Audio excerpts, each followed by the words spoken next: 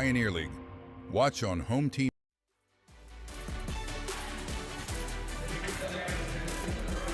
Good evening, ladies and gentlemen, and welcome to Glacier Bank Park for Pioneer League Baseball. My name is Scott Gladstone. So excited to have you along for the ride as today your Glacier Range Riders take on the Boise Hawks in Game 1 of a 6-game series here at Glacier Bank Park.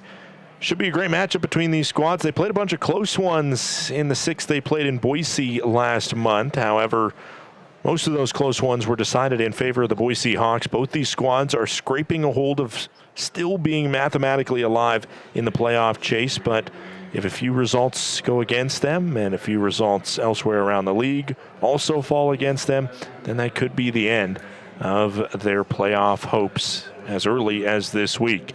18 games remaining in the regular season. 6 of them will be played over the next 6 days between the Boise Hawks and the Glacier Range Riders. Range Riders coming off a 2-4 road trip to Billings, Montana. Just outscored by 12 to the Mustangs, dropping the opener 20-11 before responding with back-to-back wins, 7-1 and 11-5, falling in the final 3 games. The 2 victories, man, they featured some of Glacier's best performances of the trip. Carson Garner broke a 1-1 tie on Wednesday with a 7th-inning grand slam, and Aiden Elfring, who gets the start tonight, allowed just 1 run over 6 innings with 9 strikeouts in the 7-1 win. On Thursday, Carson Hornung went 3 for 5 with a home run and 5 RBIs, and Devin Doyle earned his first professional victory in his first pro start as Glacier won that contest 11-5. We'll take a quick break, and when we come back, Glacier Range Riders and the Boise Hawks will battle for the 7th time against each other this season. We'll be right back with the starting lineups. Glacier Bank Park is just so beautiful. The absolutely stunning views, the facility that we have, we're just very fortunate. This is a place where people can gather throughout the community. The location of the park itself is centrally located within the valley, and as such, it keeps everybody coming from all the different municipalities throughout the valley, and really it's just a hub for the community to meet. My favorite thing about coming to the ball field is seeing old friends, seeing the beautiful complex, and the staff, how friendly they are. They greet us with friendliness, and the seats are awesome. We also get to connect with folks as far away as Boston that are here on vacation that actually want to come to a ballpark because I talk them into it because that's how special it is. So we come to socialize. We love our group and we just have a really good time. Of course, we like watching the game too. And we like to win.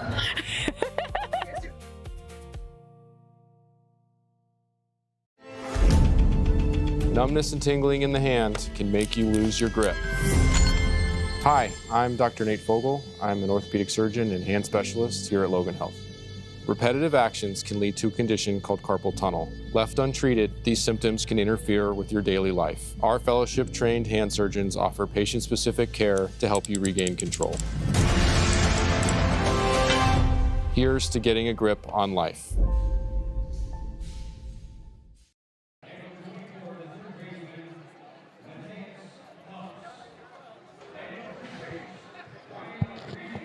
Welcome back in.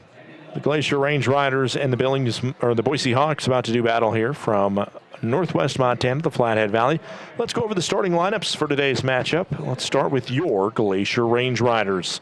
Kyle Ashworth will lead off, while Logan Beard will bat second. Donovan Ratfield third. Brock Vradenberg, Carson Garner, and Jake Millen are the middle 3, while Tommy Rover, Carson Hornung are 7 and 8. Casey Murray makes his home debut, playing in his 7th game. He appeared in all 6 contests in Billings. Aiden Elfring gets the start, a 5.1 ERA. Absolutely spectacular start last Wednesday for Elfring. On the other side, it's Diego Murillo leading off for the Boise Hawks. Jeremy Pietkovich bats second.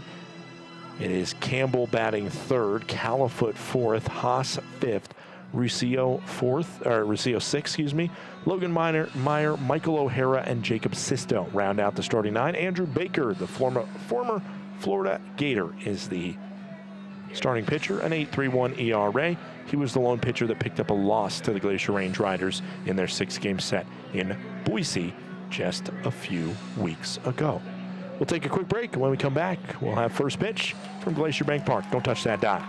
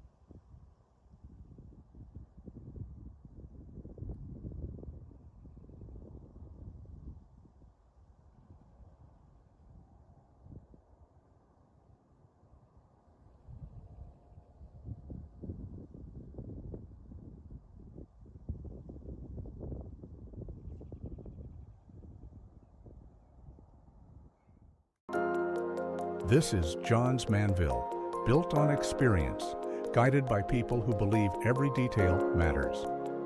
We manufacture commercial roofing systems with purpose, combining performance, protection, and long-term reliability. From the science behind our products to the trust earned on every job, we focus on what lasts and what comes next. Steady leadership, proven performance. Johns Manville Commercial Roofing Systems.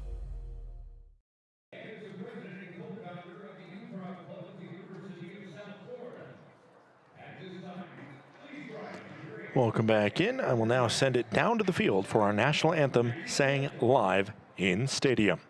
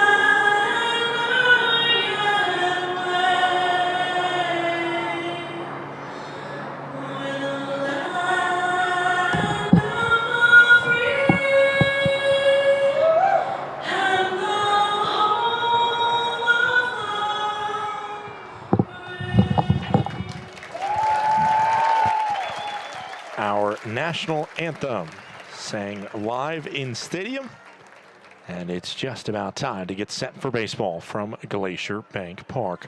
Let's meet the defense for the Glacier Range Riders. Behind home plate, it is Donovan Ratfield. Over at third base, it'll be Tommy Rover. Carson Garner plays the shortstop position after the injury to Jacob Steele last week. Logan Beard bats second, Brock Bradenberg first. The outfield from left to right is Millen, Murray, and Ashworth. Nickname for this outfield, MMA, Millen, Murray, Ashworth. Starting lineup once again is Murillo, Pietkovich, Campbell, Califoot, Haas, Russillo, Meyer, O'Hara, and Sisto. Andrew Baker the starter, and the Range Riders starter is Aiden Elfring.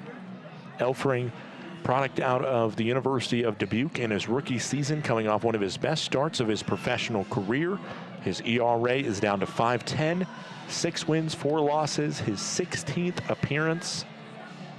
And he has about 85 innings pitched, 74 strikeouts, and 22 walks.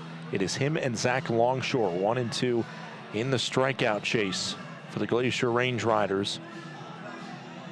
He is 10 back of Longshore, maybe having some friendly competition to see who can end up on top. Obviously, Elfring winning the ERA competition, Longshore just a tick higher in terms of the batting or the strikeout rate.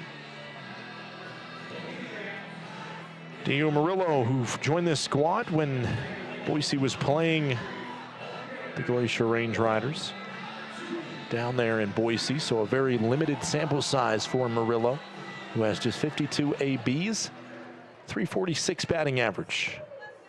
For the shortstop, first pitch is outside the zone. We are underway with a missed call by our home plate umpire. That's a great sign. Count goes to 1-0, 6:35 p.m. first pitch, and it's 84 degrees. Foul back, count goes to 1-1. Home plate umpire, by the way, tonight is Paul Graham. Dylan Collins at first, and Ryan Starks is over at first base, or third base. First pitch did glance the upper inside corner to no avail. Swinging and a miss. Jet flying by overhead is flying quick. I don't know if I've ever seen a plane go that fast by us. Swing and a miss. Who cares if you get a bad call on the first pitch? Just work it right back, get a foul, 2 swings, and strike 3. It's the 75th K of the season for the range rider right-hander, Aiden Elfring. Up steps Jeremy Pietkevich. Former Missoula Paddlehead sees a first pitch upstairs. 1 ball, no strikes. Since coming over to Boise, he's batting .326.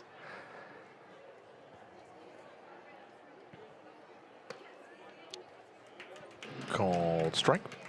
1-1. Pietkevich, the shortstop / middle infielder, playing second base today. Broken bat as that one shatters splinters all over the left field foul line. Pietkevich will hold a semblance of a baseball bat in his hand, and the pieces are left to be picked up.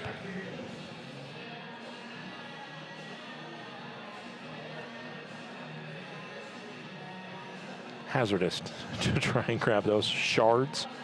Soft line out over to Vredenberg. There is 2 gone. Top of the first inning, Scott Campbell, newcomer. First time the Range Riders have gotten a chance to see him, batting 3 in the lineup. Hitting a 2-hopper over to Logan Beard, and it's easy to first base for out number 3. Range Riders go 3 up, 3 down. Aiden Elfring, just 8 pitches thrown. We head to the bottom of the first. It's 0-0.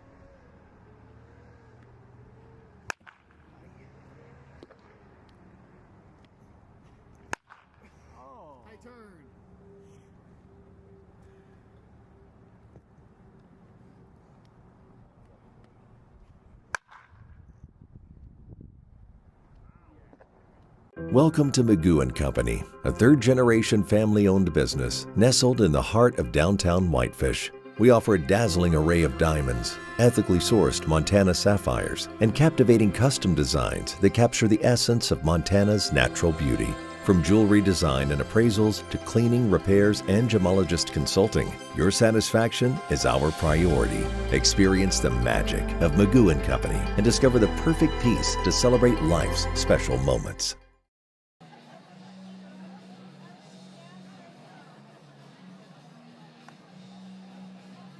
Welcome back. Let's go over the defense for the Boise Hawks. It is the catcher, Jacob Sisto, behind home plate. Over at third base, it is Haas. While over at shortstop, Murillo. Pietkevich is at second base. Ruscio is at first. The outfield from left to right is Logan Meyer, Scott Campbell, and Michael O'Hara. First pitch to Kyle Ashworth from Andrew Baker is seen down low. The count goes to 1-0.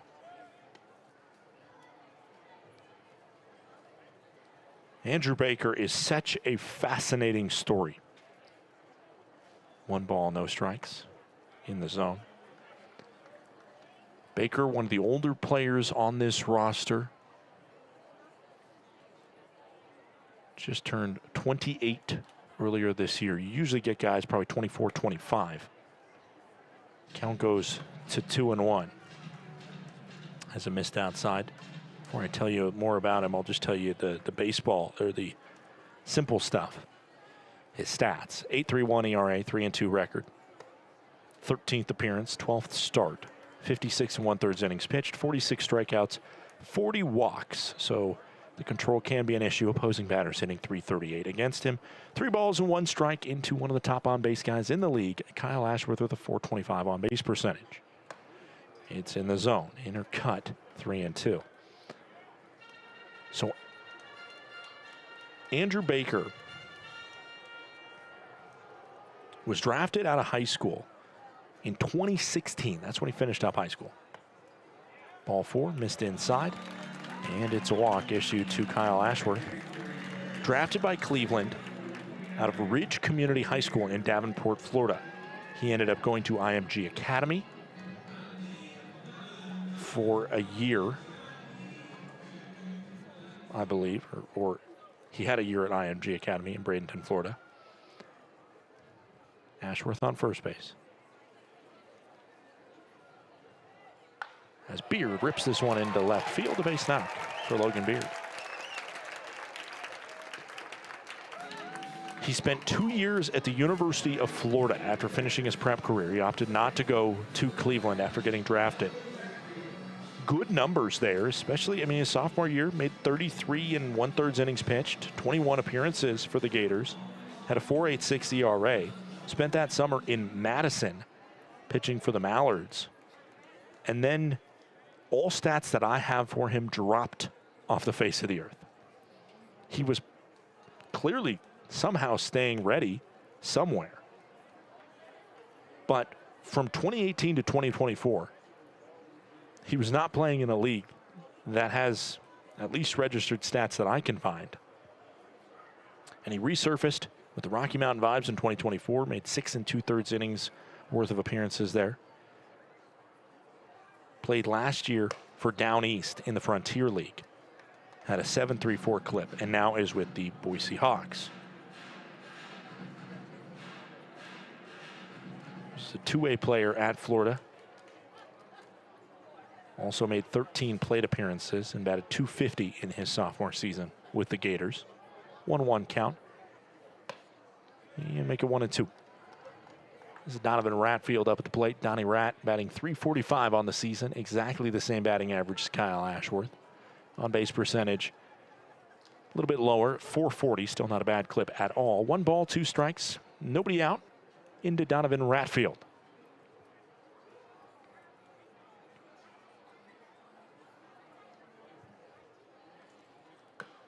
Tapped it. Foul. Jackson Murphy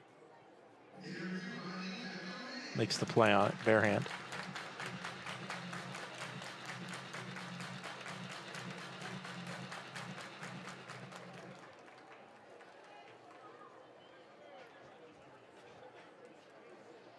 One ball, 2 strikes.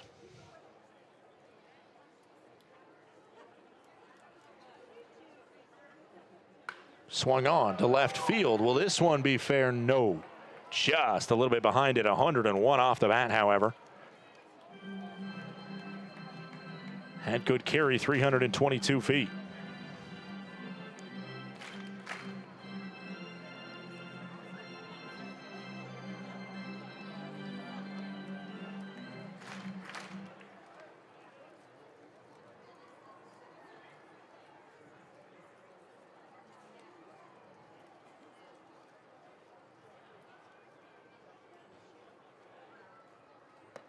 That one misses outside. Count goes to 2-2.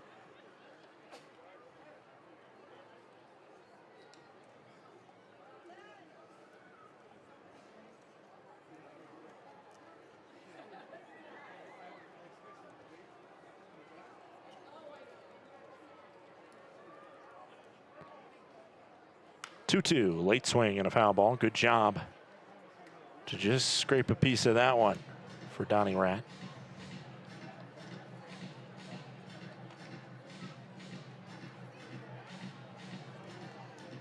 Two balls, 2 strikes.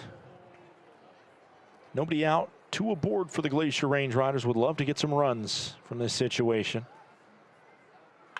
Swung on to right field. It looks like a fairly clean play to make for O'Hara, the right fielder. It is for out number 1.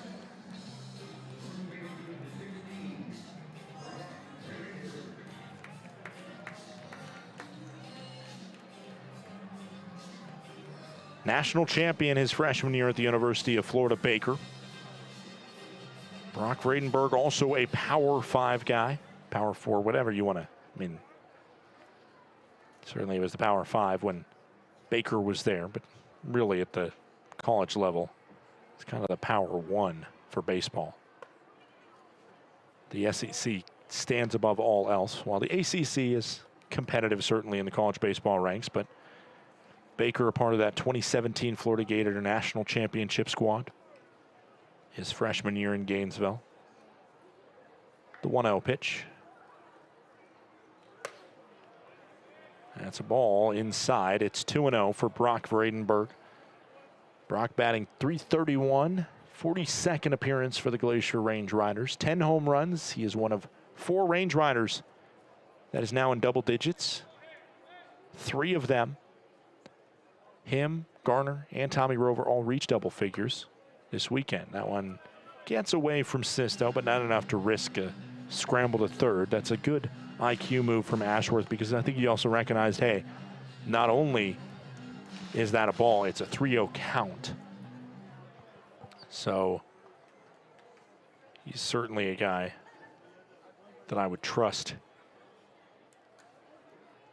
to maybe do some damage with the 3-0 count, or at least just see ball 4 and walk me to third rather than risking getting tagged there, and that's exactly what happens. Brock Vredenberg, with his unique way of flipping that bat off, helicopters it back to the Range Rider dugout. 4-pitch walk, bases loaded, 1 out. Carson Garner, who had a grand slam in the last Aiden Elfring start on Wednesday that broke up a deadlock at 1-1, now has a chance to do something similar. For Carson Garner, 10 home runs on the season, RBIs up to 61, which is tied for second on the team, only behind Tommy Rover, who has 62.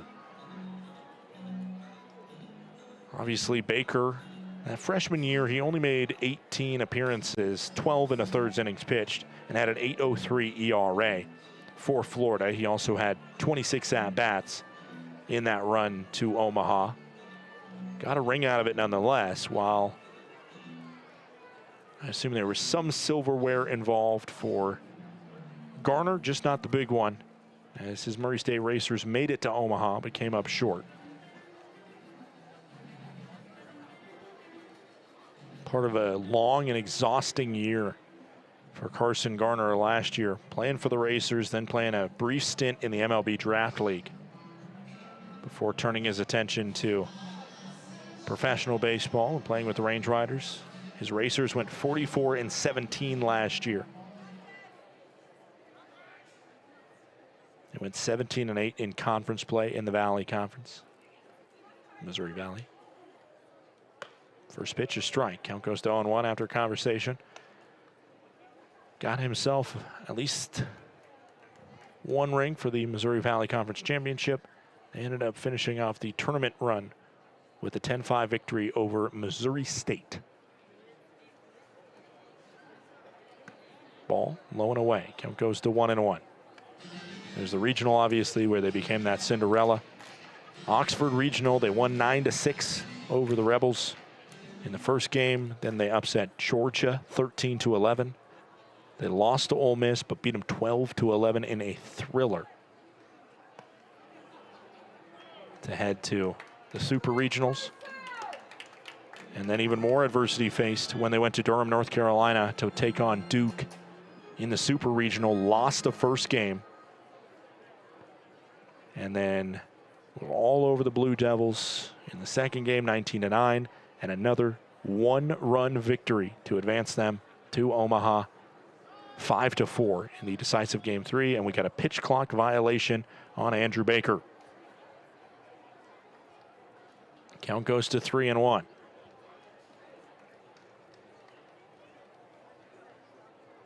Looked confused there, did Baker. I mean, I wasn't watching the pitch clock, but we got pros running it here. Usually nothing weird happens. They're all over it, so. 3-1 pitch in. It's in the zone. Needed to throw it in the zone, or else it was a walk around the bases.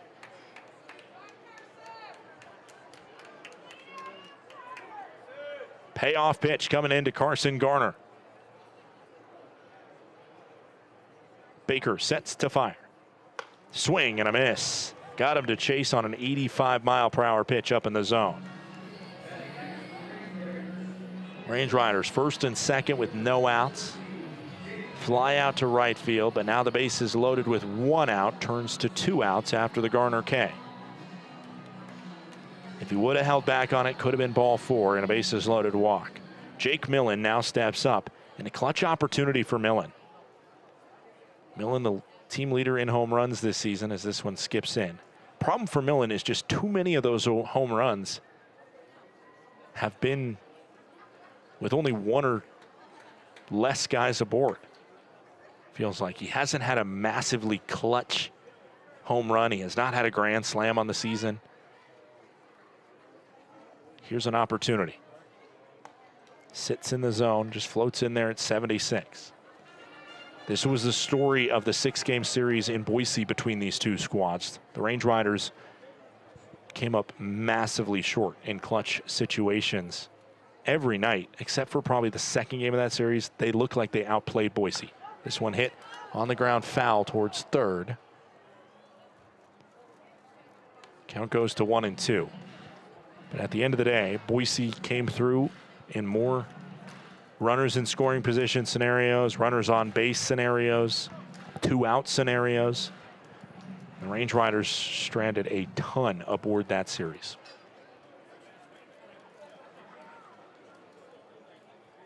One ball, 2 strike, 2-out pitch. Skips in. Sisto doing more important work behind the plate. That's another big block for Sisto.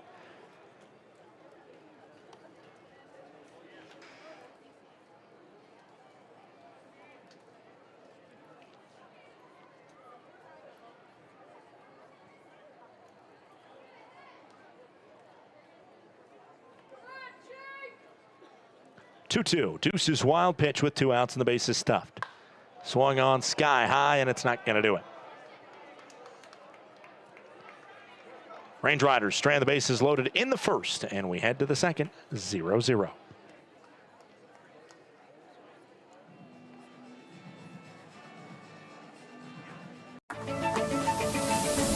When injuries occur, it can feel like your goals are out of reach. I'm Dr. Karen Purser, an orthopedic surgeon and sports medicine specialist at Logan Health. If you injure a joint, muscle, or bone, our orthopedics and sports medicine specialists are here to help. Our highly specialized surgeons, clinicians, and physical therapists offer innovative treatments and the latest minimally invasive procedures to help you recover and return to activity faster and stronger so that you can reach your goal.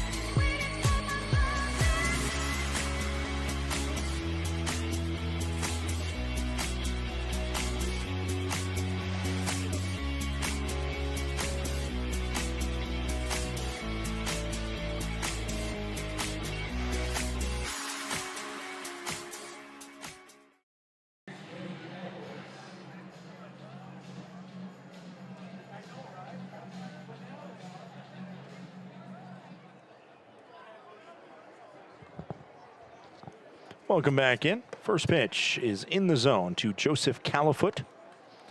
Califoot did not appear in the series between these two squads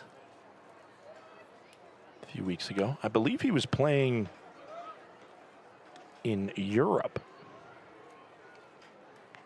for his national team, maybe the Polish national team.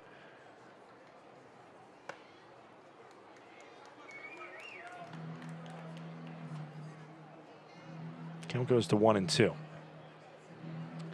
Got to track that down for Califoot. Yes, is a member of the Polish national team.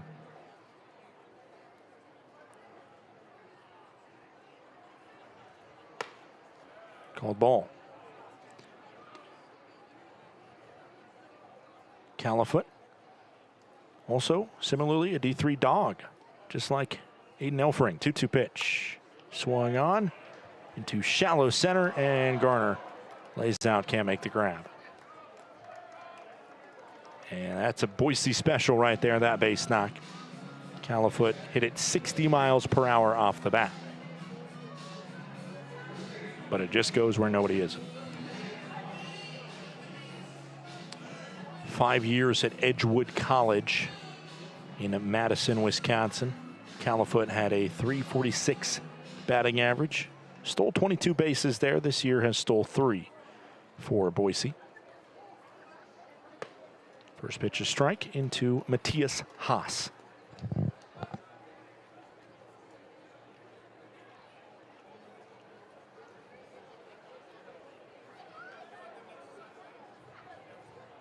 A 1 pitch. Hit on the ground. Double play ball looking and executing. 4-6-3 Beard to Garner to Vredenberg. As simple as you'd like for 2 gone.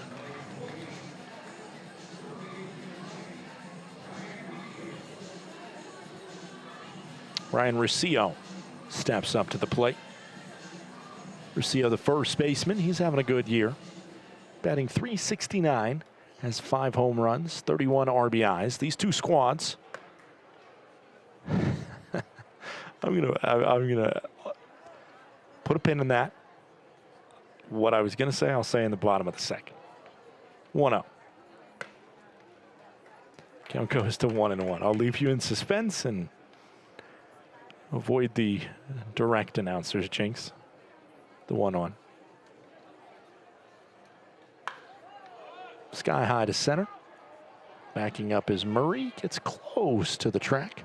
But before he touches the brown, the ball touches his glove. Out number 3, another quick inning by Elfring, despite allowing a leadoff single on the slow Texas League hit to center. We head to the bottom of the second, 0-0.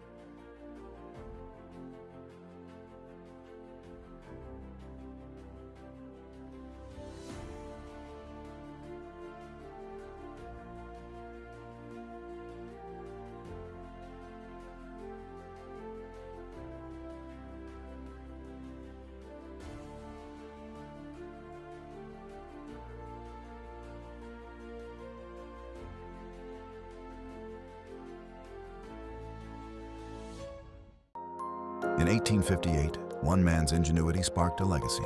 When Henry Ward Johns set out to rethink roofing, he built something that would last. That spirit carried forward in 1901, when Johns joined forces with Charles Manville, creating Johns Manville. For more than 160 years, through challenge and change, innovation and resilience have defined who we are. Today, backed by Berkshire Hathaway, Johns Manville is trusted in the commercial roofing industry, with systems built to perform.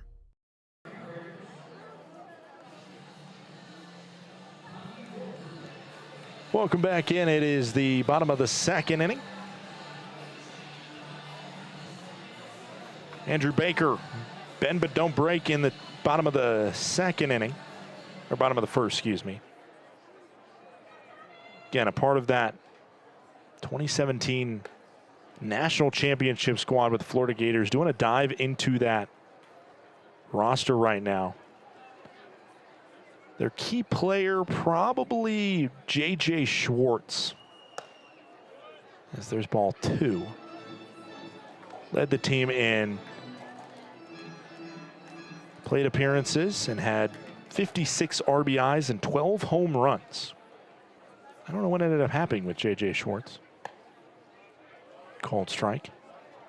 He got drafted 3 times, finally in the 8th round by the Oakland Athletics at the time in the 2018 draft.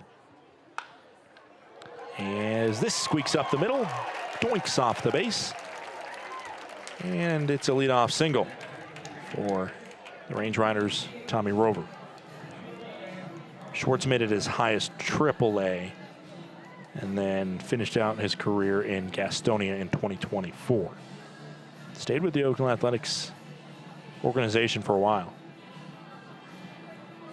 and had fairly substantial time, 28 total games in AAA. But that was the key player for Florida in that run to the national championship. Of course, they have some names you might recognize more because of what they did after they played for Florida. Jonathan India being the big highlight there. He batted .274, had 6 home runs, 34 RBIs, a teammate alongside Andrew Baker.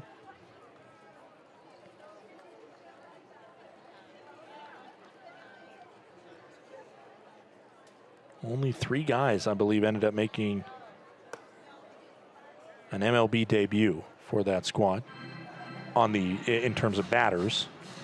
And then they also had 3 pitchers in Alex Fido, Jackson Coar, and Brady Singer that all ended up making MLB appearances.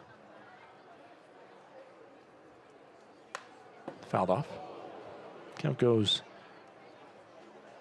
to 1-2. The other batters that made it to at least one major league game were Dalton Guthrie, who played a total of 37 games in the majors, all for the Phillies,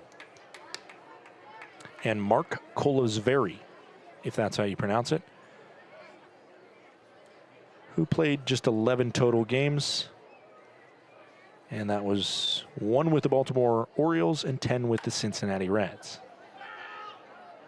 And funny enough, he started his career in Billings, Montana in 2017, being drafted by Cincinnati.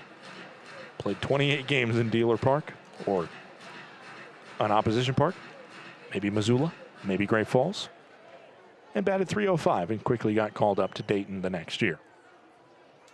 That's your rabbit hole of the 2017 Florida Gator National Championship squad. Ball outside. 2 balls and 2 strikes.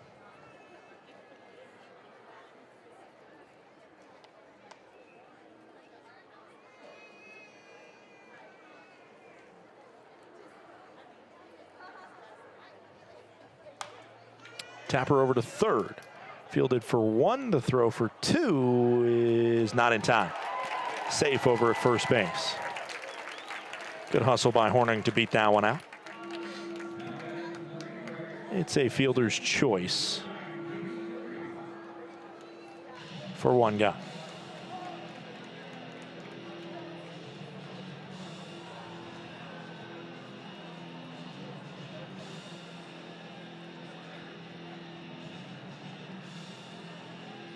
One out. There's a conversation coming with Sean Persky. Replay there certainly looks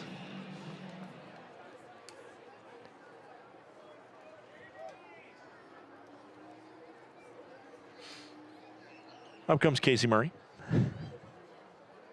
First pitch hit the foot of Casey Murray. And he says, hey, that hit my foot. And the home plate umpire says, hey, that hit your foot. And his feet are now taking him down to first base. Of course, Sean Persky was at the, he was the star of the show and probably the most viral video of the 2026 Pioneer League season when he stood in a trash can in Boise, Idaho, as part of an argument with the umpiring crew. And he also simulated the coin flipping to signify that the calls were random. And a coin flip, that's why somebody, a manager specifically, would do that. Say that you're just flipping a coin rather than seeing what's in front of you. So he is an umpire that certainly can get animated. We'll see if we see any of that this week. Kyle Ashworth, a 1-0 count. 1-1 now after it hits the zone.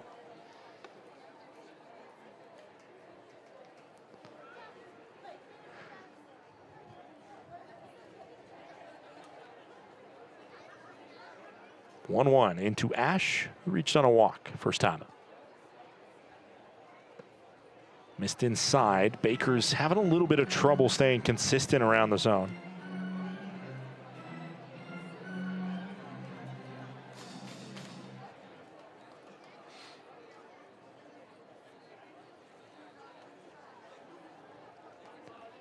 Two one pitch. Up and in. 3-1.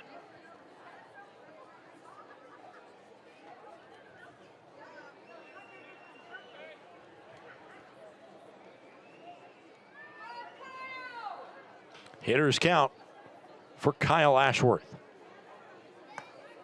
Bluffed the bat, it hit the zone. Count goes full, 3-2. Range Riders. I went back to check out that series with the Boise Hawks. With runners in scoring position that week, the Range Riders hit 279 compared to 358 for Boise. This is a tap foul.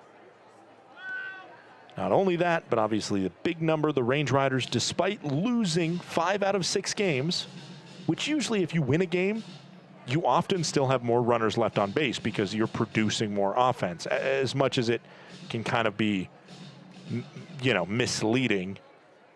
And sometimes you certainly can leave a lot and lose a game compared to your opposition.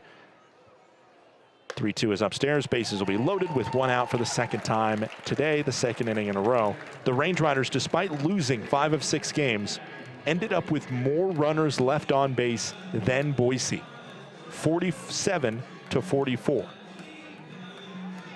So there's certainly an argument that many coaches make. When I remember when UW was going through a stretch this spring, and I was talking with their coach about it, he said, listen, you want runners left on base because, you know, if you have an 8-run inning and you leave it loaded, you go, okay, like fine, you know, that's whatever. We're getting runners on base. Like many times, eventually an inning will end and you hope to have runners on base. You also want to take advantage of runners on base before that, and that's where the Range Riders struggled. Here we go with Logan Beard, who had a hard hit single his first time up. What can he do with the bases stuffed here?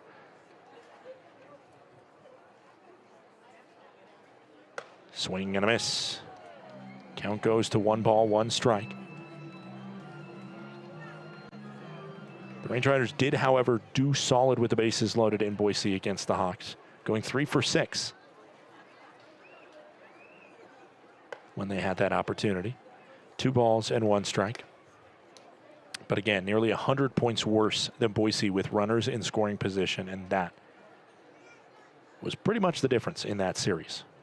Logan Beard himself went 2 for 9 with runners in scoring position in the 6-game set in Boise. Swing and a miss. Count goes to 2-2.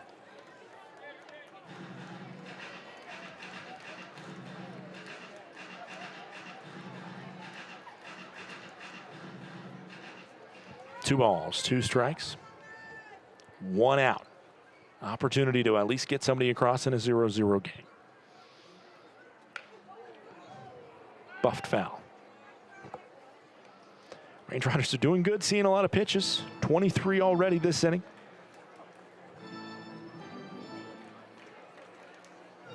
Boise Hawks grab that foul ball. Their bullpen kicking it around on the ground like it's a little tiny soccer ball.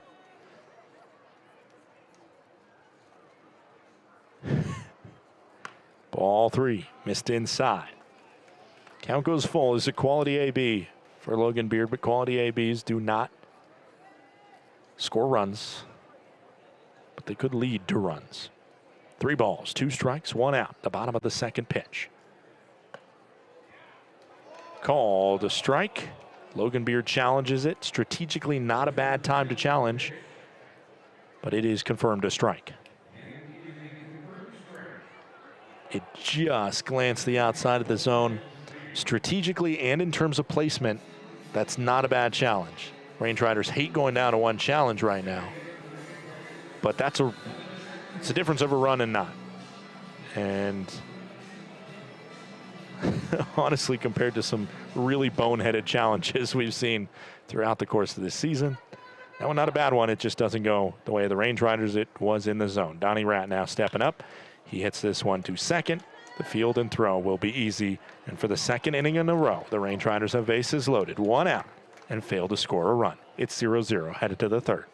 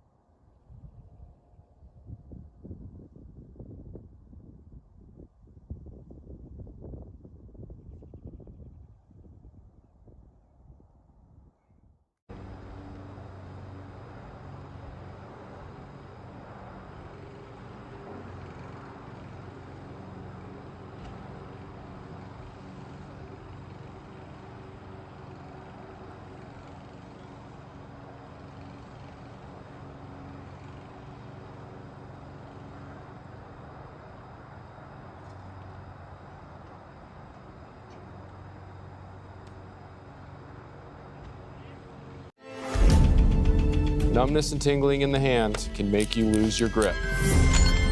Hi, I'm Dr. Nate Fogel. I'm an orthopedic surgeon and hand specialist here at Logan Health. Repetitive actions can lead to a condition called carpal tunnel. Left untreated, these symptoms can interfere with your daily life. Our fellowship-trained hand surgeons offer patient-specific care to help you regain control. Here's to getting a grip on life.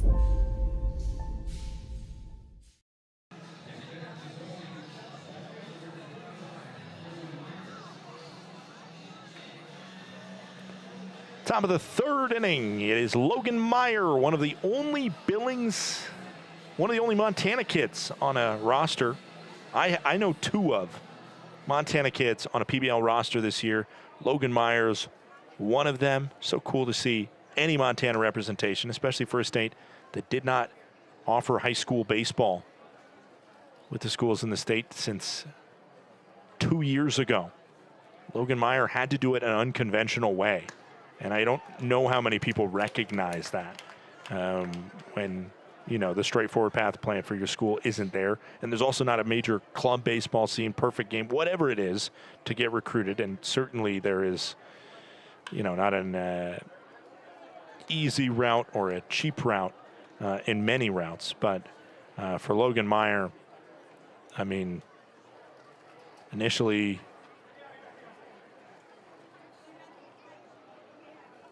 coming out of school and finished up his career at the university, or at Ottawa University, Arizona, playing for the Spirit.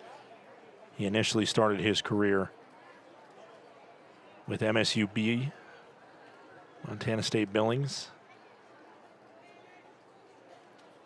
Played at the American Legion level with the Billings Scarlets.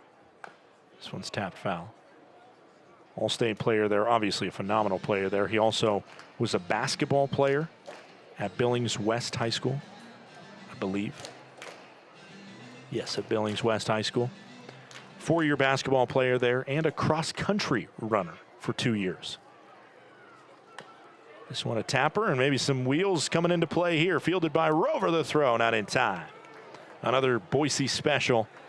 62 off the bat. The two hits for Boise have been 60 miles per hour and 62 miles per hour.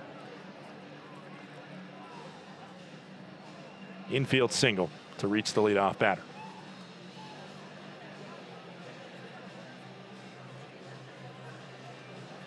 So for Logan Meyer, started at MSU Billings, transferred to the JUCO level to play for Walla Walla Community College in Walla Walla, Washington. The town's so nice, they named it twice.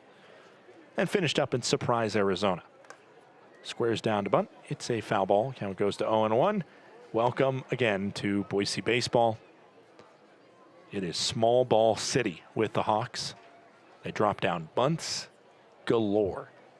This season, they've dropped down 37 sacrifice bunts. Pickoff attempt over to first base.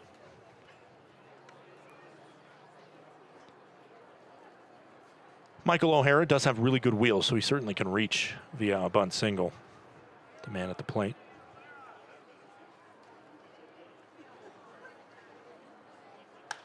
And maybe he should have dropped down a bunt because this one has a chance for two. The throw is not in time. It is a fielder's choice. 4 out, number one. Garner gets it to Beard. And now the catcher, Jake Sisto, steps up to the plate. In terms of sacrifice hits this year, Boise is by far in first place. The Range Riders, for example, are tied for fourth at 20. That's 17 less than the Boise Hawks at 37.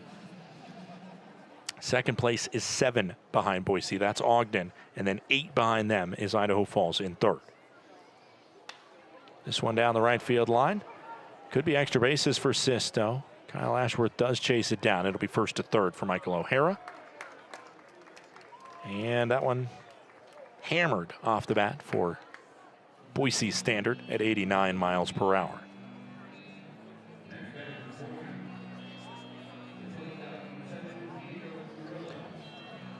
And now Murillo steps up to the plate, top of the order.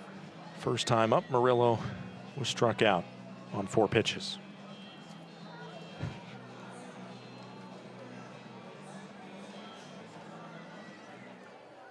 Top of the third inning here, and the first RBI runner in scoring position opportunity for Murillo. He drops down the bunt, and it goes foul.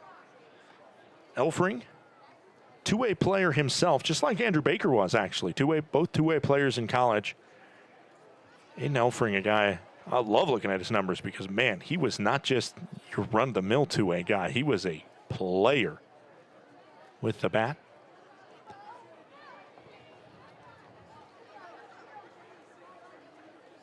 Was he the Shohei Ohtani of the American Rivers Conference?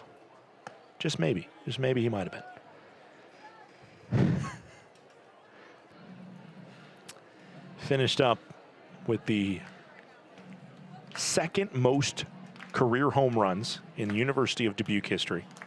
He was also 5th in career wins, 2nd in career strikeouts, 4th in career innings pitched. As Murillo fouls this one off, look out. Ooh. That one fell right. I think somebody was sitting on a blanket and it got tangled up in the blanket perfectly. And just fell right for him. And also, by the way, he is 3rd in career fielding percentage in University of Dubuque history. So expect him to be able to make plays. 996 is what he fielded. Pitch missed inside. The runner's going to second, and now they're going to do the double steal home, and the Little League double steal works out for a run.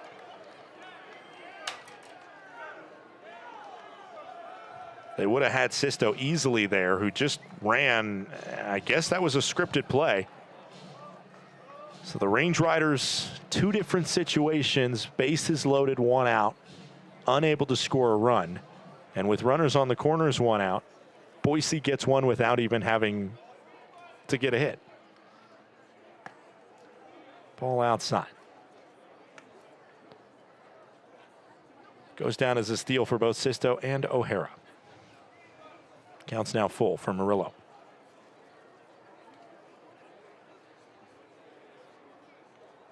Swing and a miss. Murillo struck out. Would have been great if runners would have still been on the corners. And Jeremy Pietkevich now snaps up. 0 for 1 with a fly out to first on that broken bat soft liner. Oh.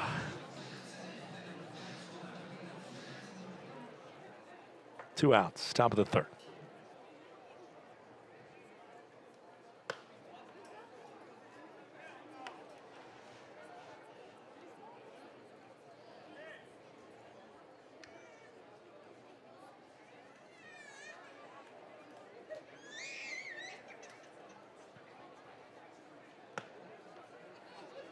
Ball to make it 2-0. 2 outs.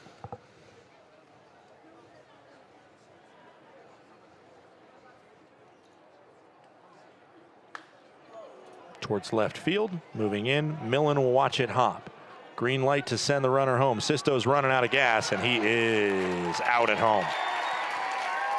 That was a bad green light to erase a scoring opportunity for the Boise Hawks. They do get the right call on the double steal and execute it properly to get a run, but the RBI by Pietkevich is not to be. We head to the bottom of the third, 1-0 Boise. Thinking about where to host your next office event? Book the indoor event space at Glacier Bank Park. With a capacity up to 145 people, our indoor event space is a flexible, year-round venue ideal for accommodating receptions, conferences, and holiday parties. The spacious layout boasts impressive stadium and mountain views, providing the perfect setting for guests to mingle, network, and celebrate. Book your office party today at glacierbankpark.com.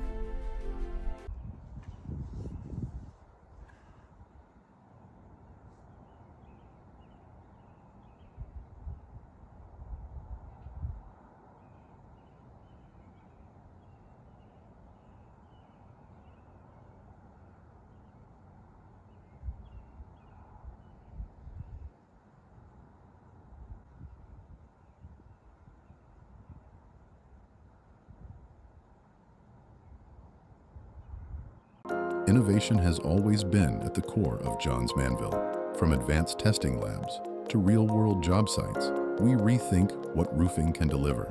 Through science, precision engineering, and decades of real-world experience, we engineer commercial roofing systems that deliver lasting performance. At Johns Manville, innovation means listening, learning, and building solutions that meet today's needs while preparing for what's next. This is progress with purpose.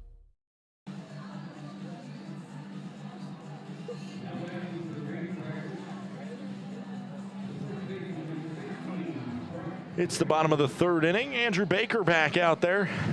I said it was bend don't break last time up, and certainly is the case. He's stranded 6 runners on base and right now shooting a shutout. What I was going to say a couple innings ago in the top half of the inning was that these two teams are not home run hitting teams. And now you can probably understand why, as the voice of the Range Riders, a paid employee of the Glacier Range Riders, why I would not say that when the other team is up to bat. Ball's outside. Although people are widely on different parts of the spectrum of believing in an announcer's jinx, I'm not risking it. 1 ball, 1 strike. Fouled off. But statistically, this is last and second to last in home run rankings in the PBL. And they're separated by 1 home run. The Range Riders have 81, they're 11th. The Boise Hawks have 80, they are 12th.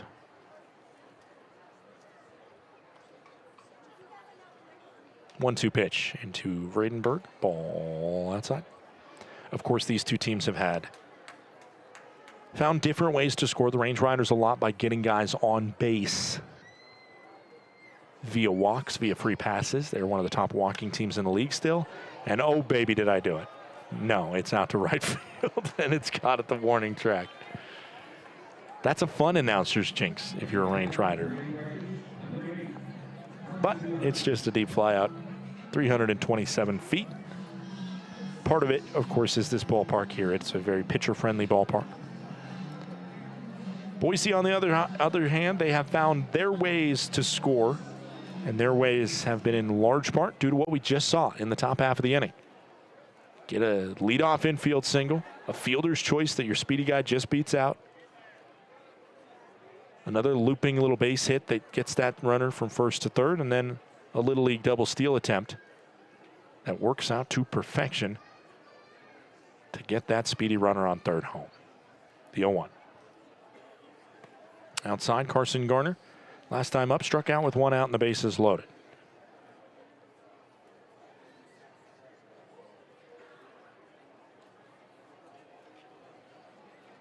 The 1-1. I will say that this Boise squad, for all their aggressiveness on the base paths, you saw it work last inning. You also saw it fail on the throw out at home when they sent Sisto, who is not one of their fastest runners, 0 stolen bases on the year. And they sent him hustling and bustling home, and he ran out of gas about midway between third and home plate. There's a challenge and a foolish one in that regard. I don't know why they challenged that one.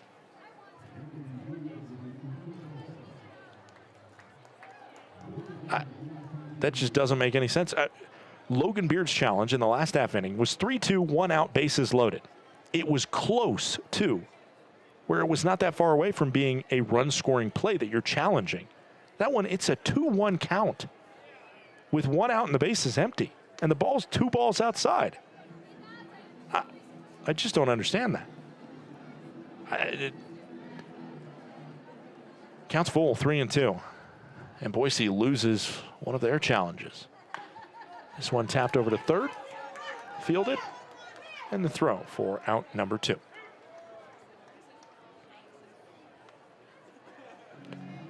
Up comes Jake Millen. Millen had the bases loaded and 2 outs. His time up and flying out to center.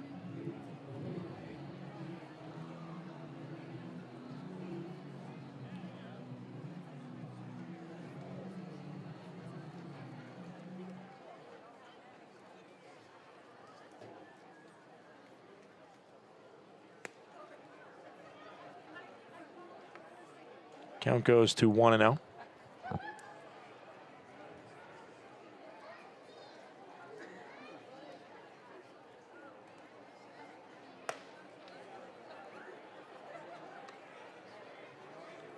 2 balls and no strikes.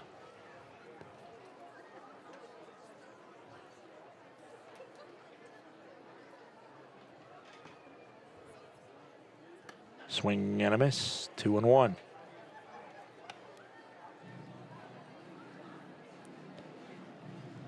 Jake Millen, I mean, that was a big struggle for him in the series in Boise. He left 13 runners aboard, which was by far more than everybody else.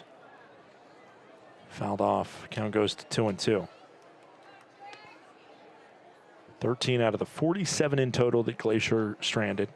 Kyle Ashworth, also uncharacteristically for him, he stranded 9, which was the next closest.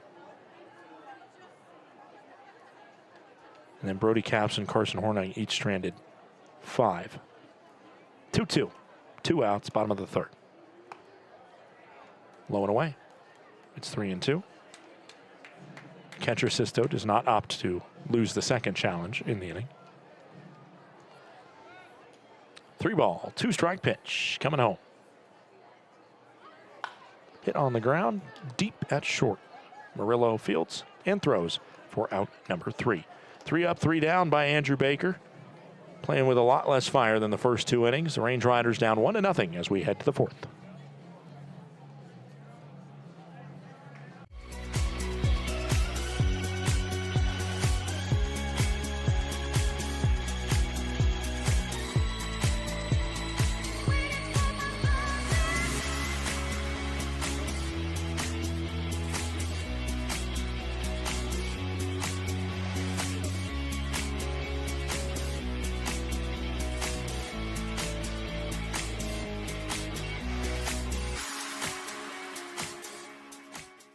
Welcome to Magoo & Company, a third-generation family-owned business nestled in the heart of downtown Whitefish. We offer a dazzling array of diamonds, ethically sourced Montana sapphires, and captivating custom designs that capture the essence of Montana's natural beauty. From jewelry design and appraisals to cleaning, repairs, and gemologist consulting, your satisfaction is our priority. Experience the magic of Magoo & Company and discover the perfect piece to celebrate life's special moments.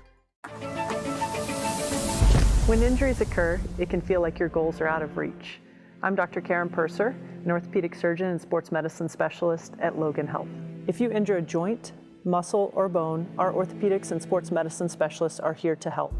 Our highly specialized surgeons, clinicians, and physical therapists offer innovative treatments and the latest minimally invasive procedures to help you recover and return to activity faster and stronger so that you can reach your goal.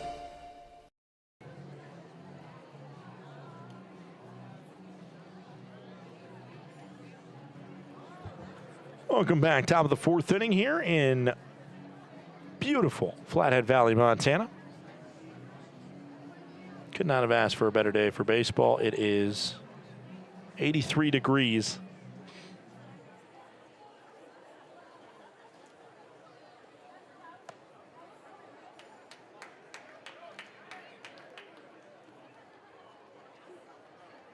As the first pitch makes it 0-1. Scott Campbell up at the plate. Fouled it off. Scott Campbell, his first time up, grounded out to second base. 1-0. 4 hits by Boise, 2 by the Glacier Range Riders. Range Riders, of course, have left it loaded with 1 out twice already today. Painfully close to scoring an opening run, but leaving the fans disappointed. Fouled off.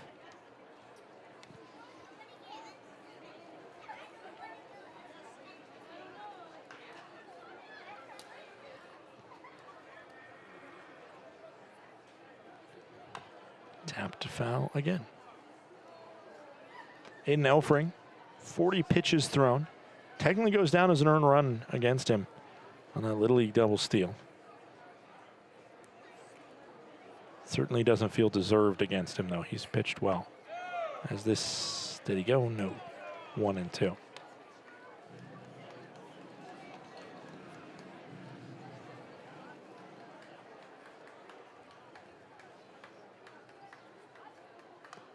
Foul scrape again.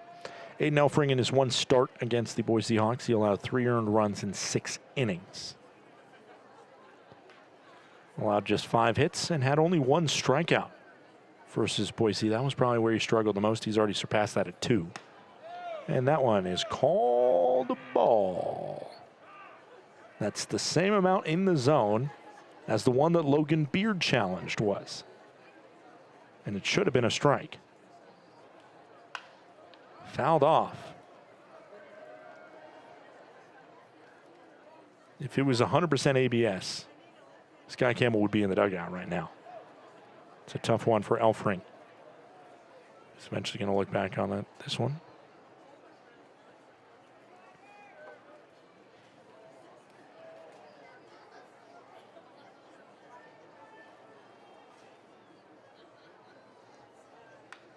Fouled off again. Even if he gets him out, it's 2 more pitches he shouldn't have had to throw.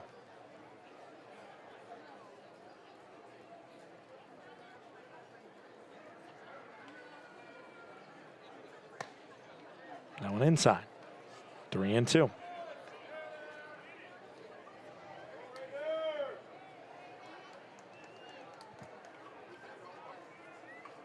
Payoff pitch coming in. And it's right down the middle. So eventually, it is strike 3. But Elfring had to push through a little bit more than maybe originally hoped for. 1 out. Califoot steps up with a 60-mile-per-hour single to center.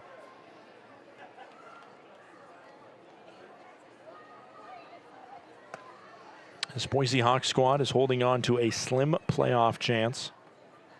So are the Range Riders. Boise 20-10 in the second half.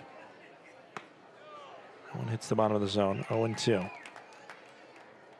chasing the Missoula Paddleheads. And really, overall, they're not that far separated from them. They just have a fairly difficult schedule looking forward.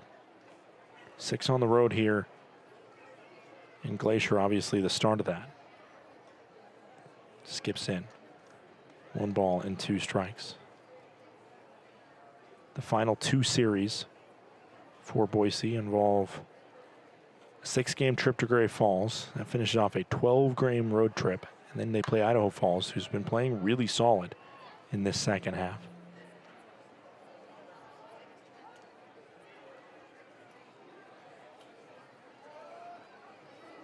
The biggest problem for them is they don't have Missoula, who they're trying to catch, in front of them. So they can't control what Missoula does. Missoula's been red hot.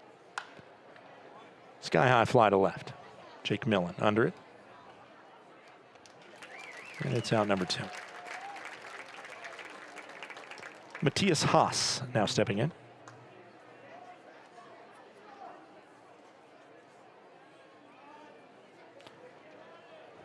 These 2 teams are very different in terms of their defensive ability.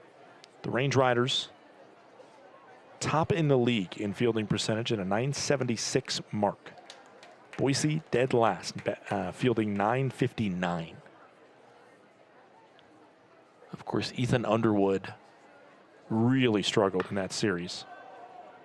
As this one heading back to the track, and the catch is made near the foul line for Kyle Ashworth. We head to the bottom of the 4th. It is 1-0 Boise.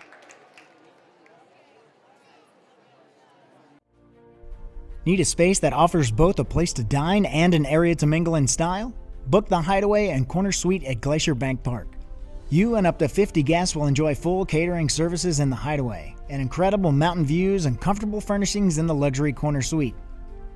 This versatile combination offers a space to dine and a place to relax, creating the perfect arrangement for guests looking to mingle, network, and celebrate. Book your office party today at glacierbankpark.com.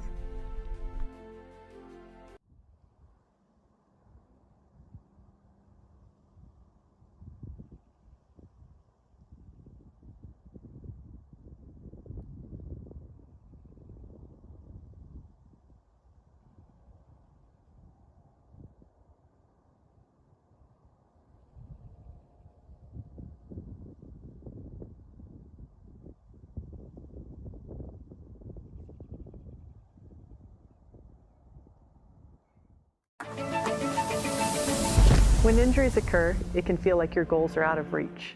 I'm Dr. Karen Purser, an orthopedic surgeon and sports medicine specialist at Logan Health. If you injure a joint, muscle, or bone, our orthopedics and sports medicine specialists are here to help. Our highly specialized surgeons, clinicians, and physical therapists offer innovative treatments and the latest minimally invasive procedures to help you recover and return to activity faster and stronger so that you can reach your goal.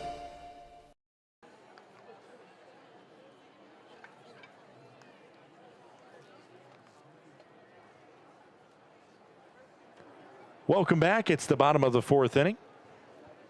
The Glacier Range Riders will see Tommy Rover to the plate. 7, 8, and 9 due up here.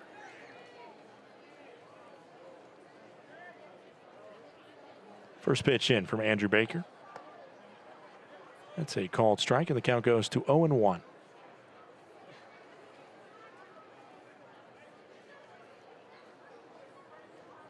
Tommy Rover, 1 for 1. Base knock up the middle. No one misses. 1 ball, 1 strike.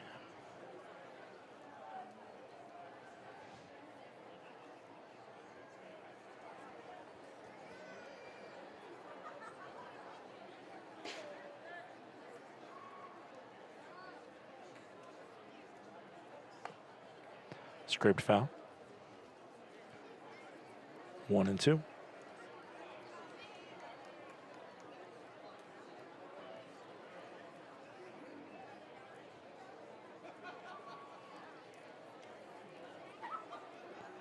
One-two pitch into Tommy Rover.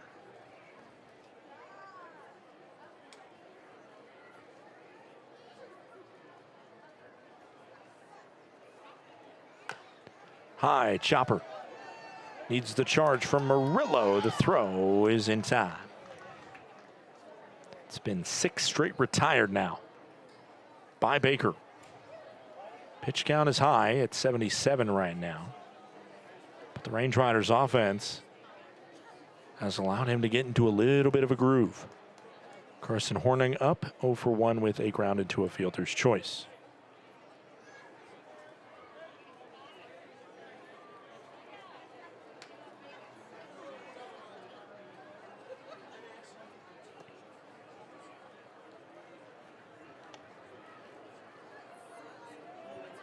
First pitch outside, 1 ball, no strike. Scott Gladstone with you here on this Tuesday night.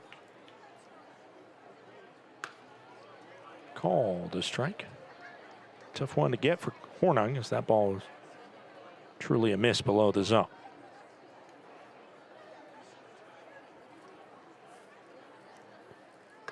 Inside, 2-1.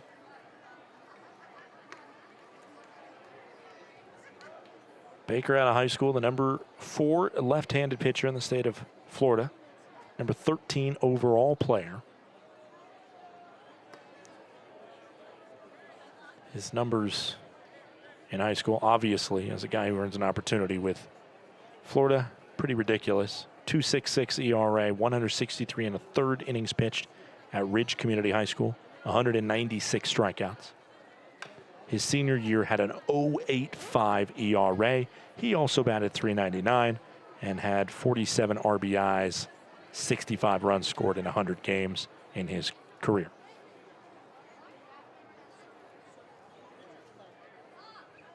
Payoff pitch at 3-2 coming into Hornung.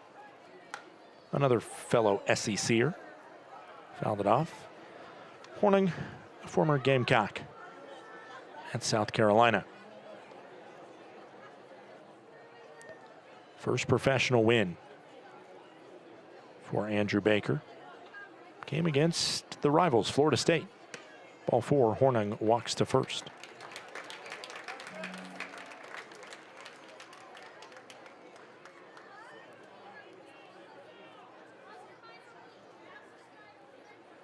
Been pitching in big moments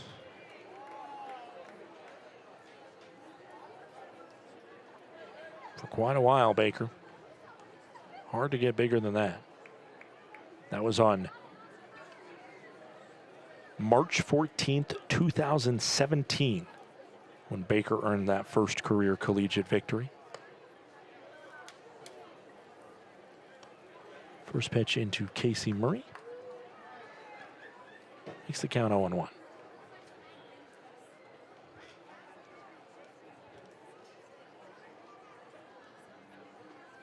This one hit over to third. Fielded.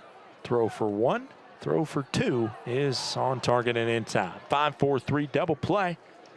And even though Horning works a walk, the Range Riders offense gets nothing. We head to the 5th. 1-0 Boise.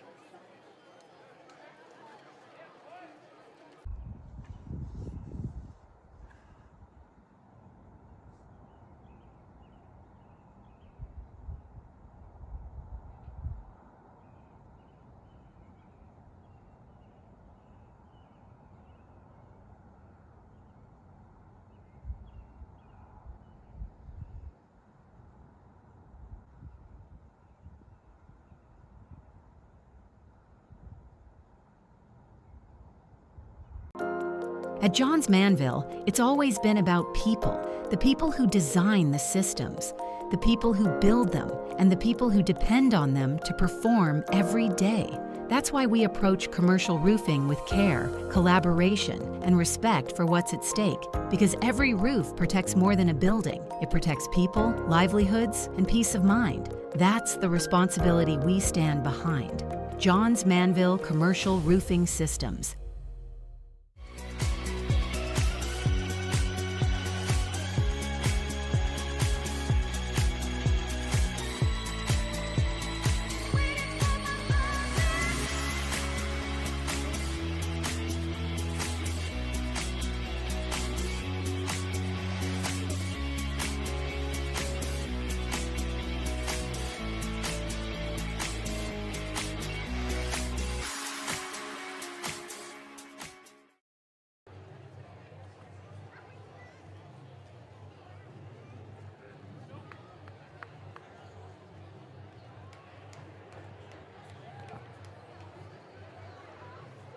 Welcome back in. It is the top of the 5th inning. Glacier Range Riders currently down by a score of 1-0. A 5-4-3 double play ended the last inning. Ruscio, Meyer, and O'Hara due up here in the top half of the 5th. This one sent out to center field. Murray chasing back and making the grab for out number 1.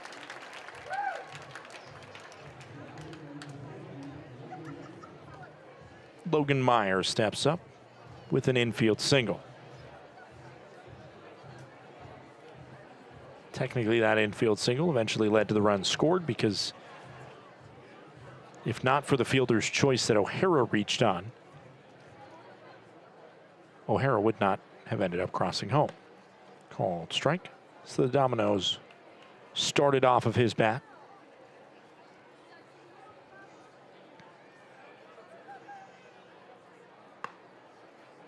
Called strike in the lower inside corner. It's 0-2 quickly. Time taken by Meyer.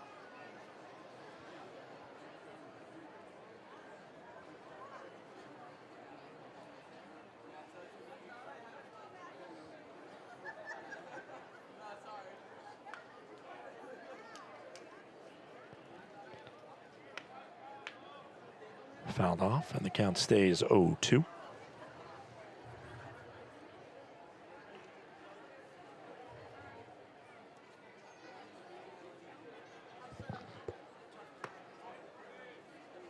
Range Riders wanted a punchy there, couldn't get it.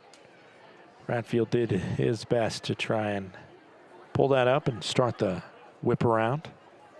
Instead, count goes to 1-2. Fouled off.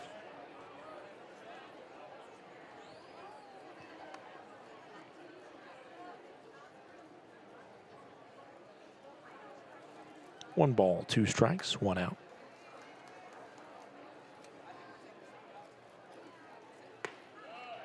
Upstairs, 2-2. Elfring on 62 pitches right now. In better shape than his counterpart Baker at 86, but obviously right now Elfring in line for the loss. Did he go? No. 3-2. It's a great at bat for Meyer. There's not any rollovers in this lineup for Boise. There's not any stars either. When they win, it's usually different guys kind of being the representative. As this one out towards left field, and it will go to the base of the wall. Meyer has certainly decided that today might be one of his days to be the star, earning a well put double into left field after a great AB. Up comes Michael O'Hara, 0 for 1 for a fielder's choice, but did score a run.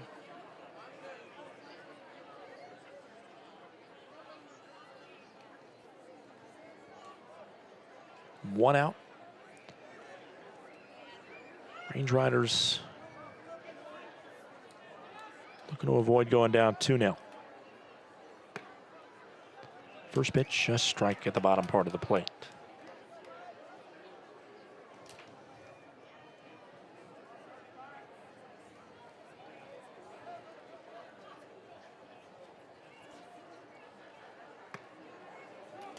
Called strike.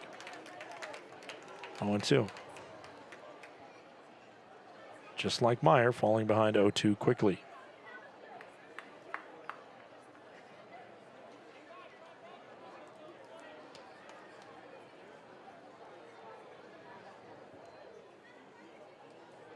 Pitch into Michael O'Hara.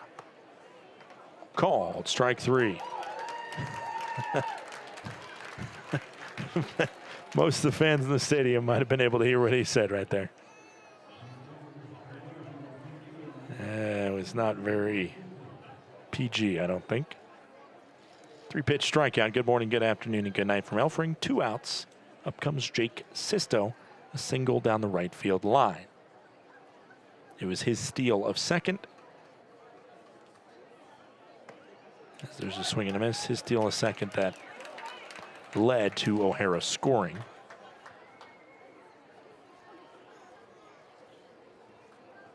A 1, 2 outs, top of the 5th.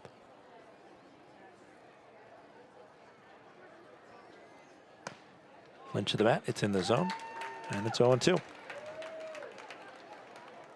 Sisto also, right after he got that steal of second and the run scored, it was him that got thrown out at the plate.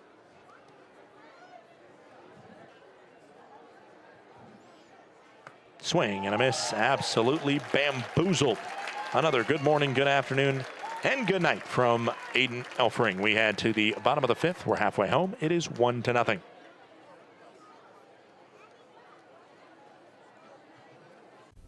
Range Riders fans, Glacier Bank Park offers a variety of suites to accommodate groups of all sizes, from small gatherings to parties of up to 65 people. The balcony views and exclusive services create a premium experience for celebrations, reunions, and outings of all kinds.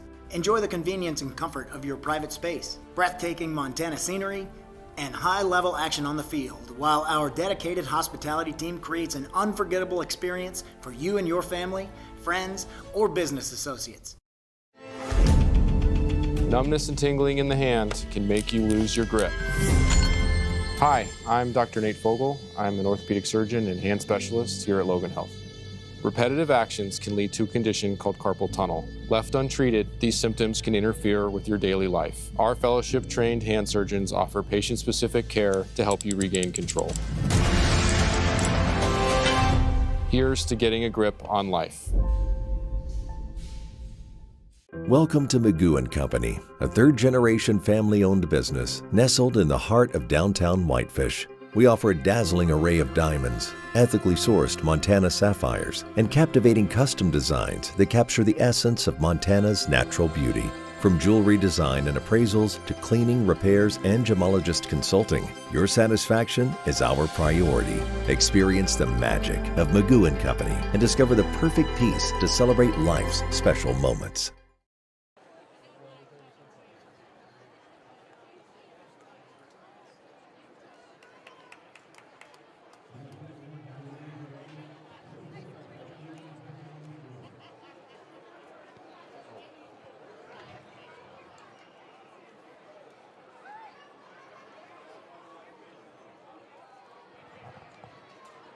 Welcome back in.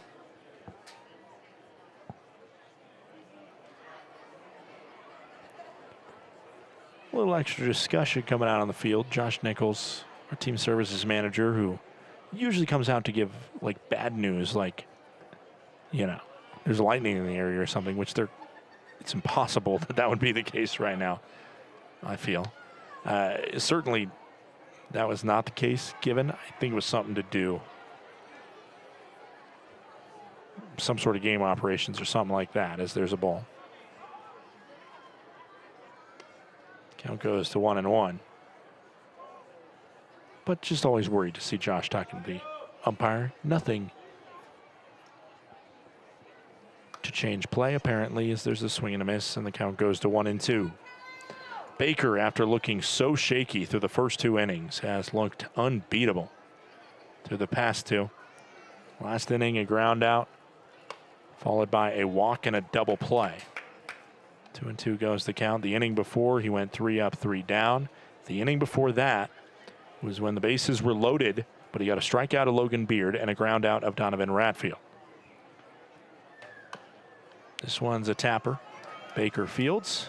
The 360 throw to first is, dropped after it was received cleanly by Russillo.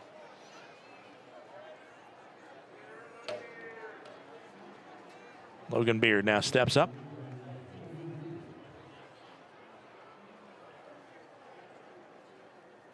Good play there by Baker to field his position, get out number 1. Range Riders offense continues to look stagnant since that second. Logan Beard, the first time up against Baker, hit a ball hard into left field, 100 off the bat. Obviously, next time when the lights were a little bit brighter, bases loaded, couldn't come up with a clutch knock. This one in the zone, 1-1. Even more so, Beard, who's usually so technically sound, knows what to do, knows how to do a job, couldn't make contact in a 1-out scenario where a sacrifice would have done the job. That was the same situation for Carson Garner with the bases loaded and 1 out in the inning prior. Either of those possible sacrifice runs that could have come across would feel massive right now. Ball, 2-2. Baker on 95 pitches. Nobody even warming up in the pen right now. Part of because how good Baker has looked. It was Baker's outing on the Tuesday the Range Riders played Boise, as this one sky high to right field up in the beer garden.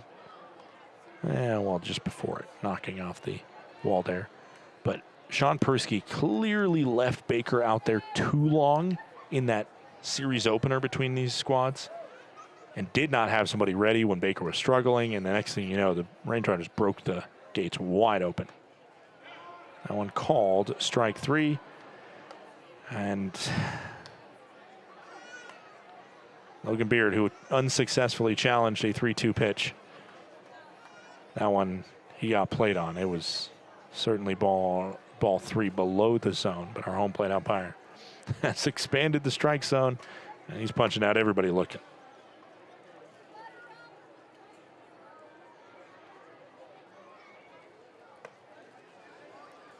Called strike into Donovan Ratfield.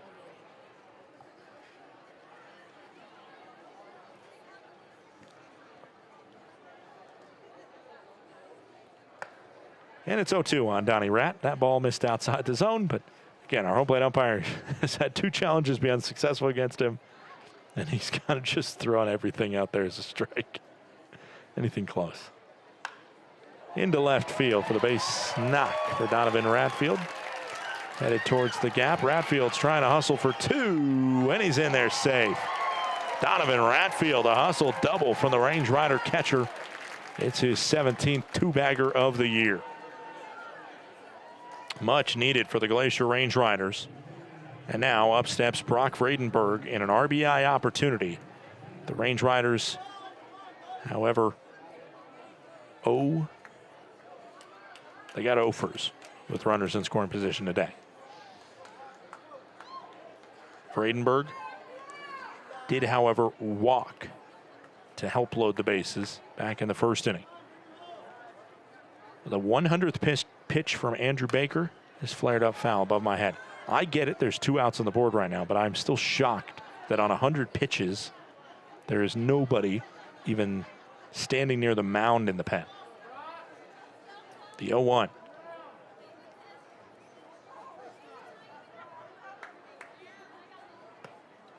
Call the ball below the zone. That's a really good call by our home plate umpire, but the same exact pitch that he punched Beard out on.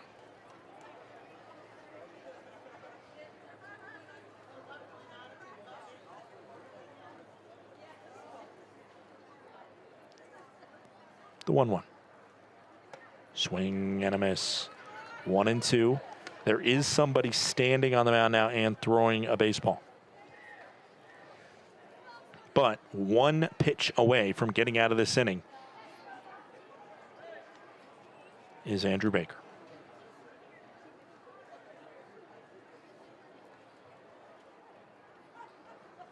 Time taken by Vredenberg. There was a long pause on the bump. Baker bleeding down the clock. And a 1-2. 2-out pitch coming home. Up the middle, base knock. Donovan Ratfield gets the green light. The throw coming to the plate, and it's cut off. Vredenberg now stuck in a pickle, and he just starts clapping for the RBI single. His job was similar to that double steal. His job was to act as decoy and make sure Ratfield got home. He did that exactly how he would have wanted. We head to the 6th inning. It's 1-1 after Ratfield scores to even the game.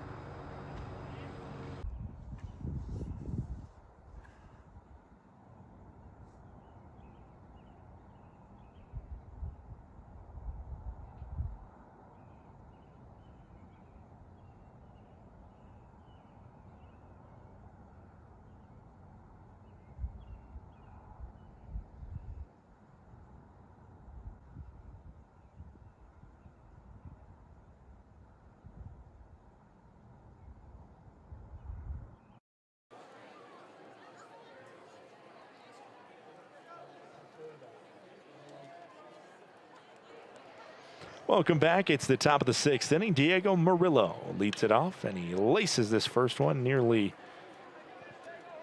takes out his first base coach over there.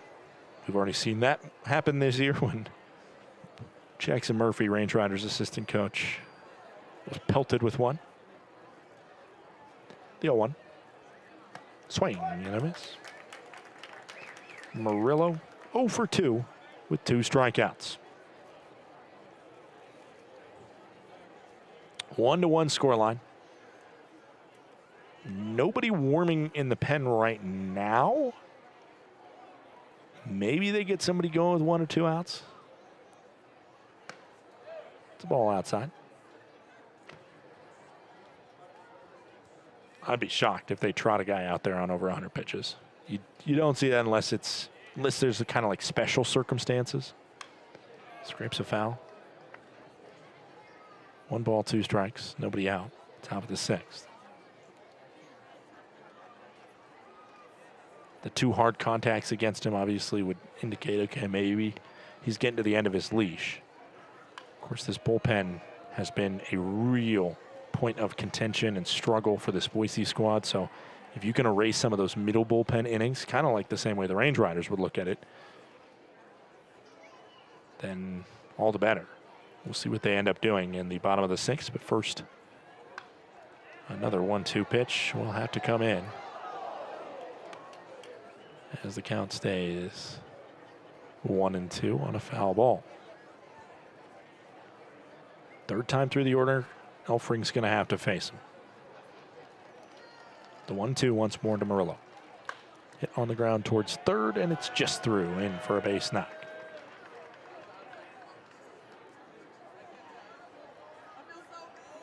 Murillo finally aboard, and it's a leadoff single, sixth hit of the contest. Pietkevich now stepping up and gonna get the sign from third. Let's see if we get a bunt attempt.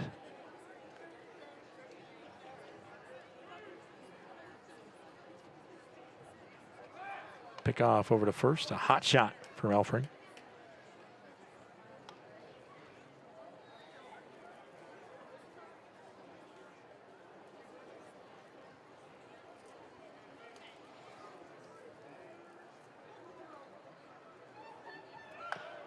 This one over to third.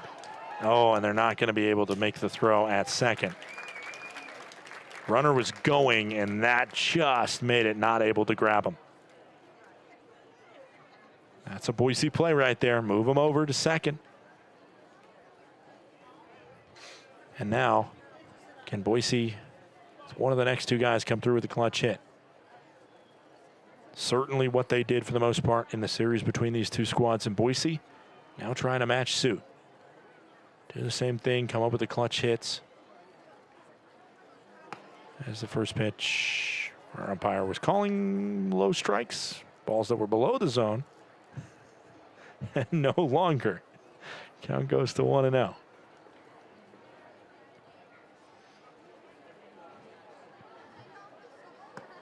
That one way too low.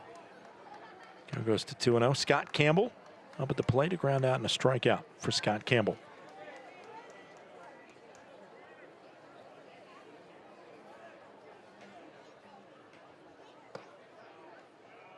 Ball 3. 3-0.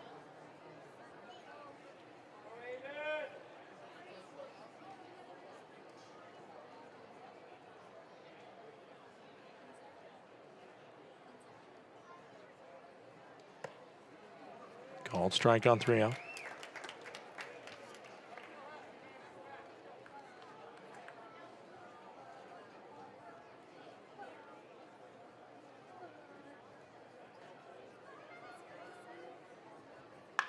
Hit on the ground, back to Elfring, and they got Murillo stuck at second, and that's what it's like having an infielder at the pitching position.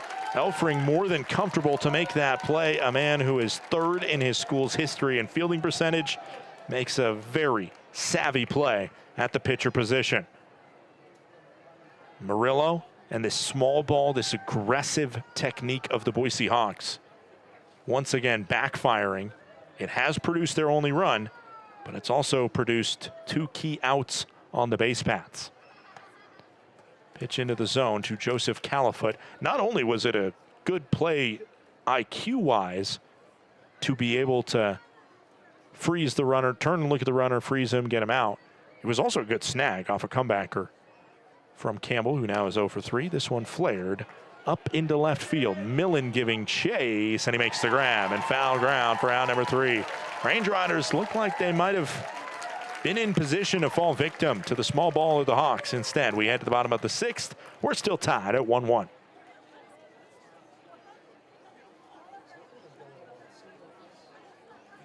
Glacier Bank Park is just so beautiful. The absolutely stunning views, the facility that we have, we're just very fortunate. This is a place where people can gather throughout the community.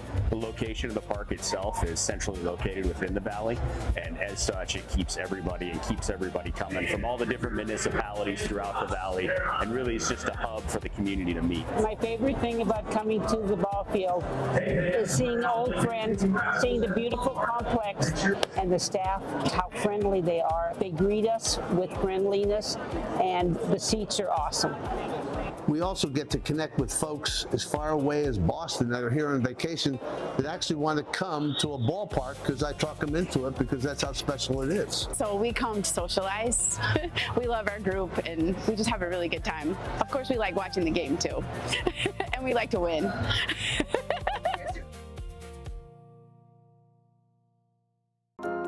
At Johns Manville, what we build starts with who we are. We are people champions, listening first, putting customers and teams at the center of every decision. We're driven by passion, always going the extra mile, always pushing ideas further. We perform, setting higher standards, delivering stronger results, and creating lasting value. And we protect our people, our customers, and the world around us, today and for generations to come.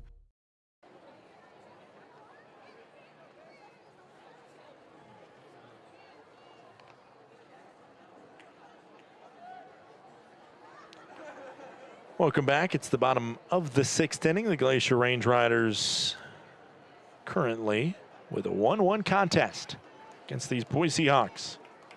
Both these squads clawing for everything. This one's a tapper over to short, fielded by Murillo. The throw is on target, on time to first base. Andrew Baker out there on 104 pitches now. Persky saying he wants to see a little bit more from Baker in one of his better starts of the year. He got killed by the Range Riders when he was late in his pitch count. First time they matched up. And now he is late in his pitch count and seemingly still pitching solid. It was 1 pitch, 1 out against Carson Garner. Count goes to 1-0.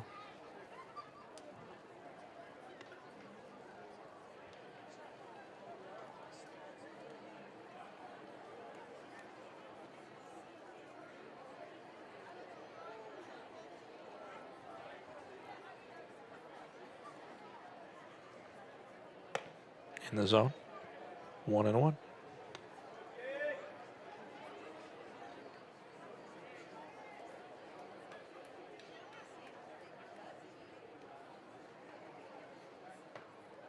Upstairs.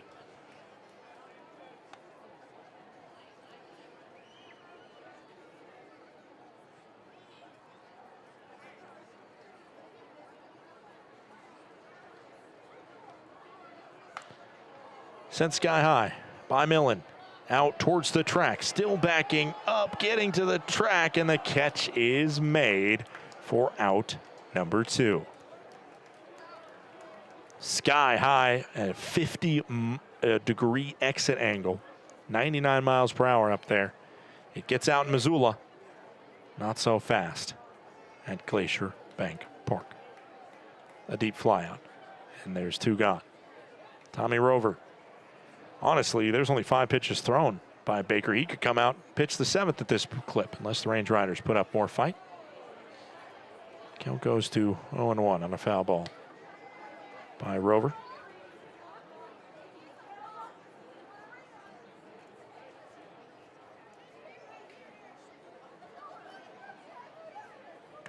Swing and a miss.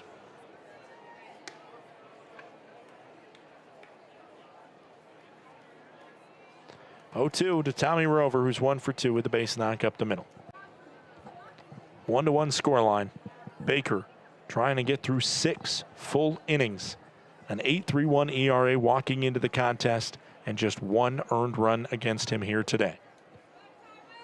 The pitch coming from the southpaw. Ball skipping it. 1-2.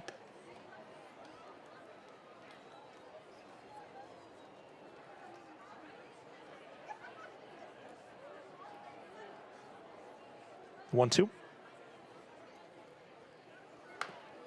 Out in front of it, fouled it off hard. Game 96 off the bat there.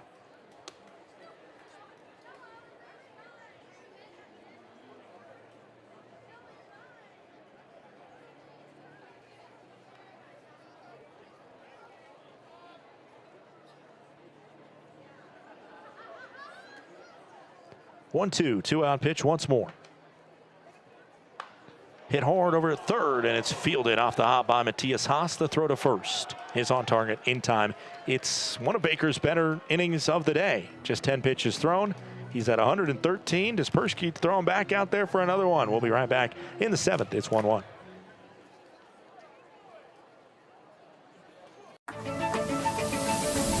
When injuries occur, it can feel like your goals are out of reach. I'm Dr. Karen Purser, an orthopedic surgeon and sports medicine specialist at Logan Health. If you injure a joint, muscle, or bone, our orthopedics and sports medicine specialists are here to help. Our highly specialized surgeons, clinicians, and physical therapists offer innovative treatments and the latest minimally invasive procedures to help you recover and return to activity faster and stronger so that you can reach your goal.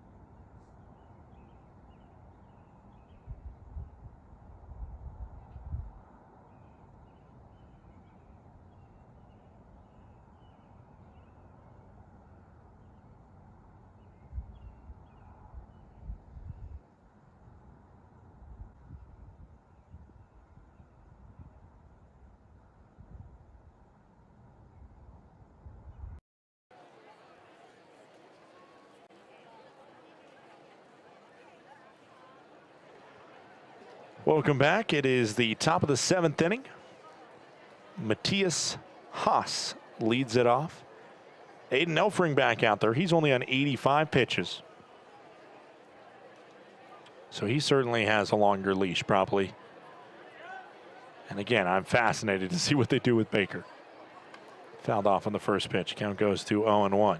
Right now, both of these pitchers deserve to have a possibility to win this contest. One of them at least isn't, and maybe both of them aren't going to get a win. Unless somebody's offense can come alive against the other, or at least score something. In the zone, says our home plate umpire. You think it was a swing anyway. 0-2. Nobody yet.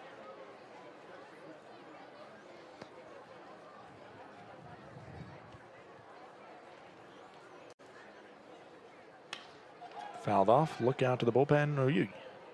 Pitcher was ready to step up there and make the play, but then I think realized, like, I'm not going to do that.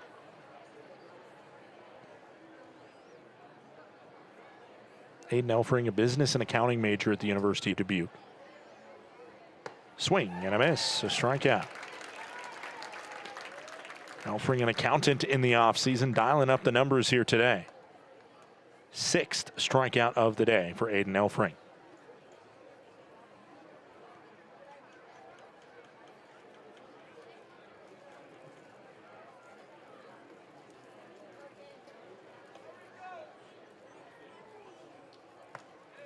First pitch, a strike into Ryan Russillo.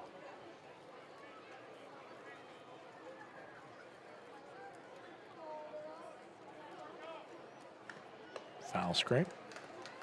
It's 0-2.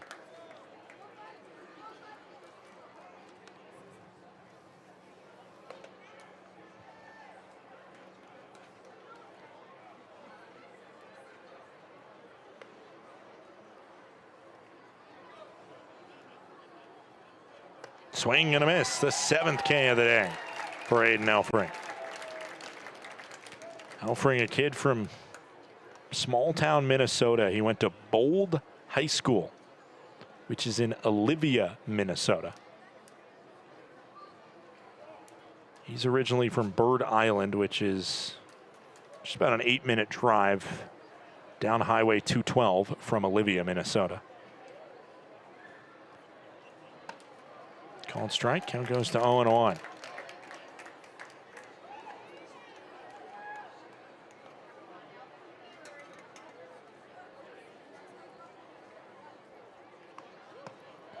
Called strike, it's 0-2. Logan Meyer 2 for 2 today. Trying to see if Elfring can find his number.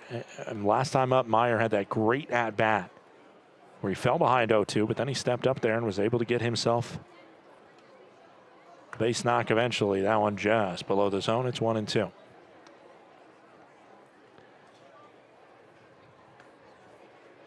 The enrollment of Bold High School in Olivia, Minnesota, where Aiden Elfring went, it's between 200 and 220 students. Ball just up high, 2 balls and 2 strikes.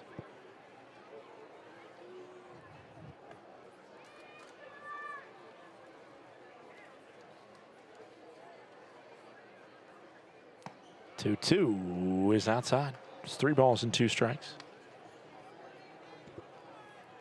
Payoff pitch coming in. Logan Meyer once again is living by some very close punch outs possible from Elfring. His 98th pitch of the day, ball 4.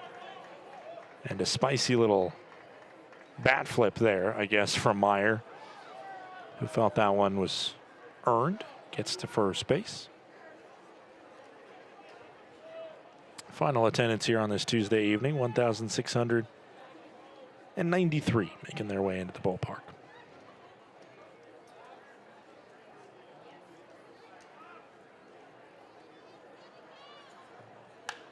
This one out towards left field. Backing up is Millen, gets to the track, and it's gone.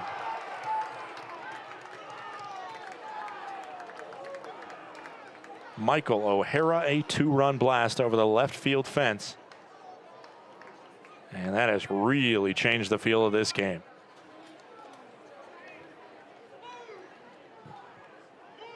Off the bat at 93 miles per hour, which has to be one of the slowest exit velos for a home run I've seen this year. A wall scraper at 345. 2 outs, top of the 7th. Up steps Jake Sisto. Just as much as the game, that becomes important. You also think about Aiden Elfring, and man, pitching his tail off for 6 2/3 innings. He got up 0-2 against Meyer. He issued his first walk of the game and immediately made to pay for it. Trying to get through 7 full here. And he should do that, as this is a sky-high fly to right. And Kyle Ashworth makes the grab for out number 3. But it was the penultimate batter of the inning. Michael O'Hara with the Oppo Taco blast to make it 3-1 Boise. Can the Range Riders offense come to life as we see Baker coming out for another inning of work?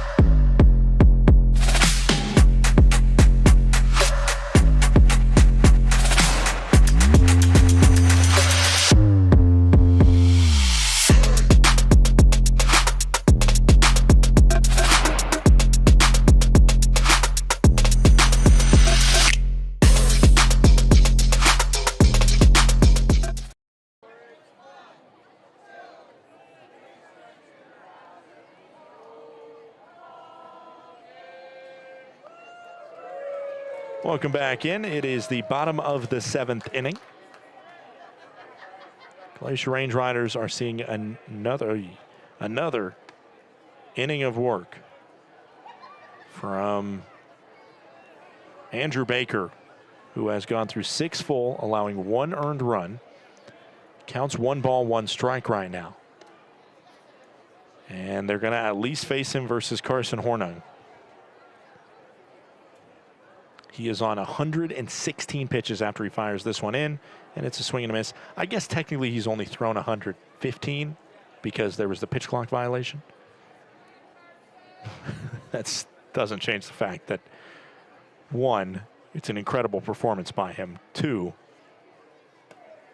as this one misses outside. The Range Riders really should take it personal. If you have a pitcher out there on 100 plus to start an inning is pretty rare to see, unless you're in the Pecos League. This one fouled off. But saying our pitcher is pitching so good against you guys that we're going to risk, a little bit the health of his arm, because certainly once you get over 100, it gets sketchy, whether the individual moment or long term. So that one's upstairs. But 2, we're going to risk him losing, life in his arm against you, because we have that much more confidence in his arm than your bats. 3-2 pitch in. It is called strike 3. A challenge will come. Let's see how it works with the sound system currently being inoperable here.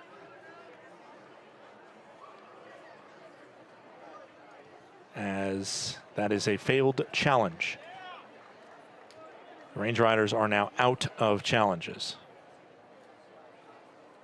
It is confirmed as a strike.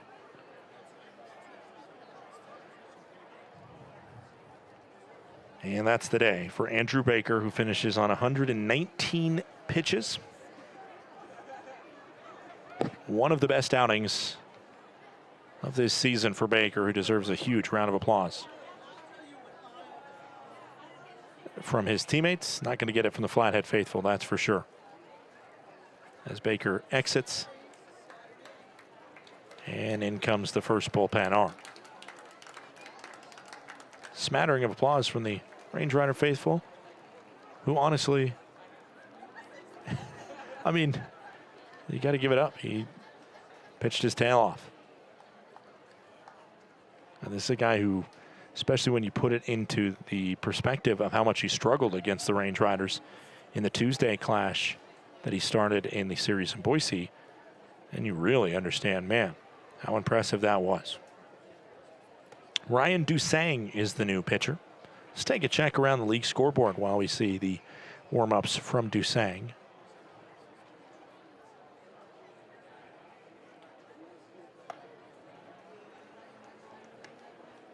Get the updates from around the PBL. As Billings leads Great Falls 13-3. Yuba leads Ogden 8-2. That's an interesting scoreline. Idaho Falls has a 5-4 lead on the Red Pocket Mobiles, who currently are on a 25-game losing streak, the Mobiles. Missoula leads Long Beach 3-1 in Long Beach. And in the bottom of the first, just underway in Modesto, it's Oakland 0, Ballers 0. Dusang continues his warm-ups. The magic number for Modesto right now, with 18 games to go, they are 12 wins away, or 12 Boise losses away, or any combination of 12 Modesto wins and 12 Boise losses away from clinching a playoff spot. So, if the Range Riders were to sweep the Boise Hawks here this week, obviously they're losing 3-1 right now, but hypothetically, if they swept Boise and Modesto got 6 wins in their 6 games this week, the Range Riders would help the Modesto Roadsters clinch a PBL playoff spot. By the end of this week, it could be as soon as that. 1 out, bottom of the 7th inning. New pitcher into the contest is Ryan Dusang. Dusang steps in there. 7.15 ERA, 5 wins, 2 losses. 37th appearance for Dusang. First pitch in. And it's called a strike. Range Riders, by the way, again, out of challenges. Boise has just one remaining.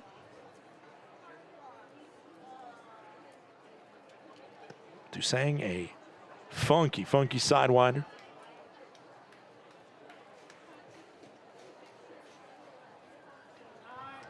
.6'1", 185 pounds. Played in the USPBL for the Westside Woolly Mammoths. Fouled off.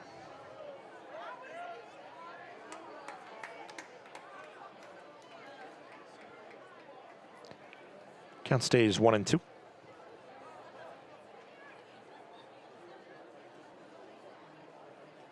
Pitch into Murray. Did he go? Yes, he did. Strikeout there. 2 outs, bottom of the 7th inning. Up comes Kyle Ashworth. Ashworth, 2 walks and a ground out versus Baker.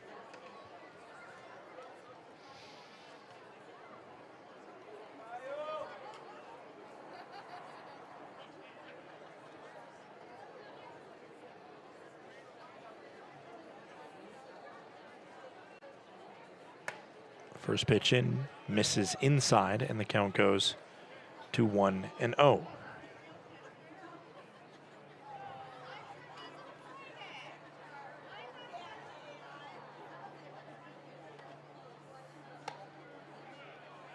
That one also misses. It's 2-0.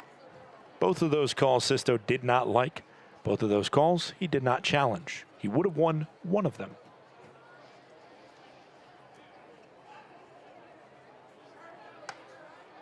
That one missed inside as well.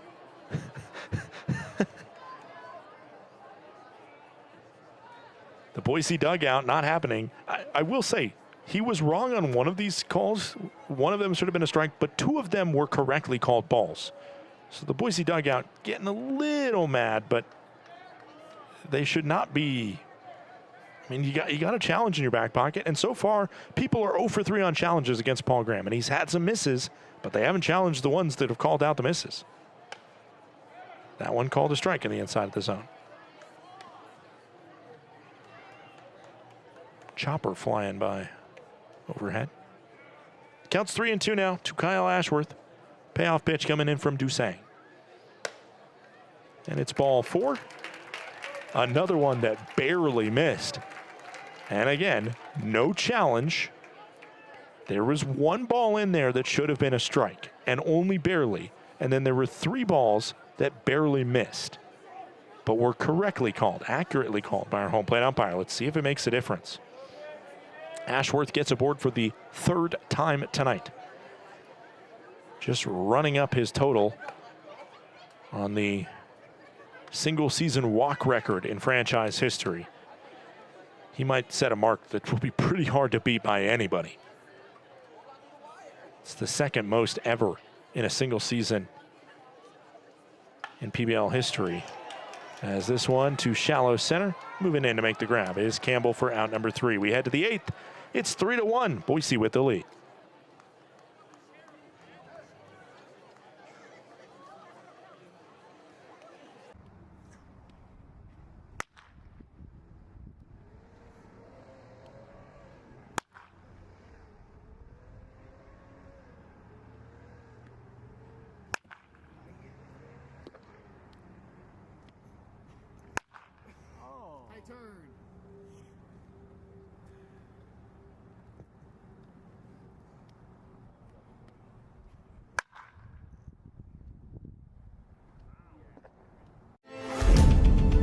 Numbness and tingling in the hand can make you lose your grip. Hi, I'm Dr. Nate Fogel. I'm an orthopedic surgeon and hand specialist here at Logan Health. Repetitive actions can lead to a condition called carpal tunnel. Left untreated, these symptoms can interfere with your daily life. Our fellowship-trained hand surgeons offer patient-specific care to help you regain control. Here's to getting a grip on life.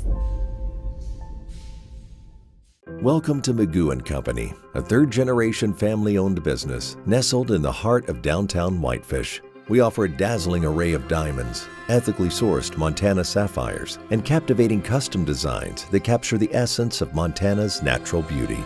From jewelry design and appraisals to cleaning, repairs, and gemologist consulting, your satisfaction is our priority. Experience the magic of Magoo & Company and discover the perfect piece to celebrate life's special moments.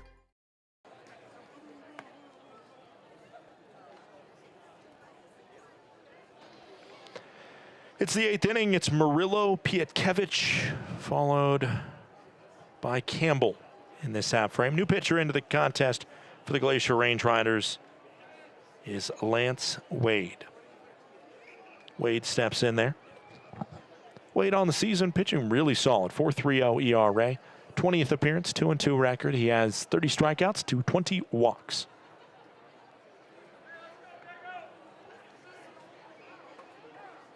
Diego Murillo stepping to the plate with a single into left field. Right now, the Michael O'Hara home run is the difference. It does put Andrew Baker in line for his 4th victory of the season, should the lead hold for the Boise Hawks.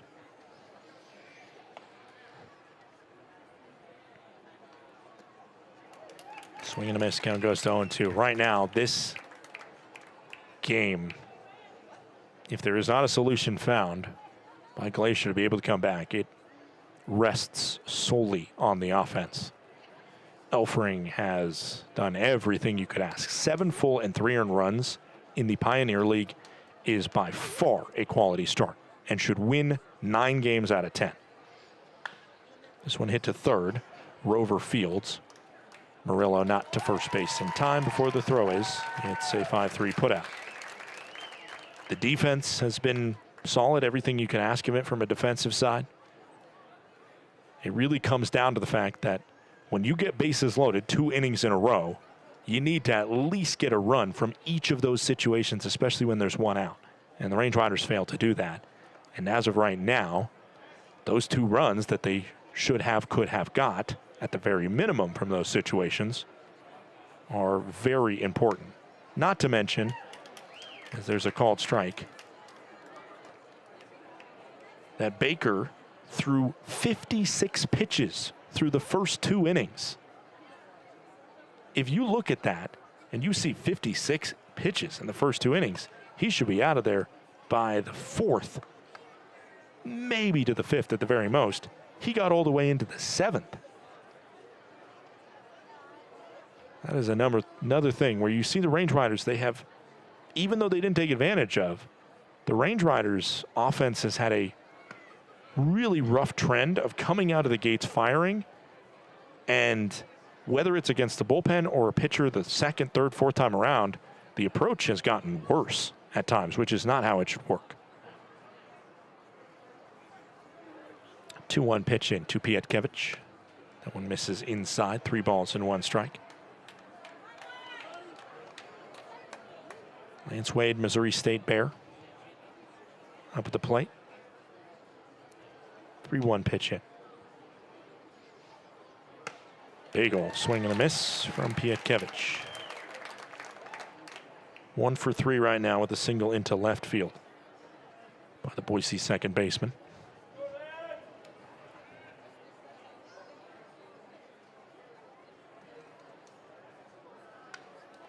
Fouled off.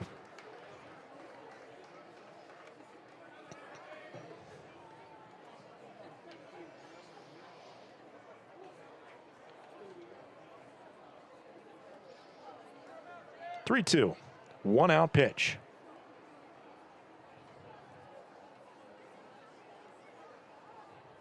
Swing and a miss.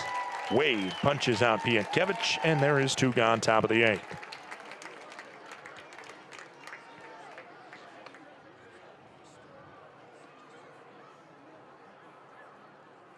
Scott Campbell steps up.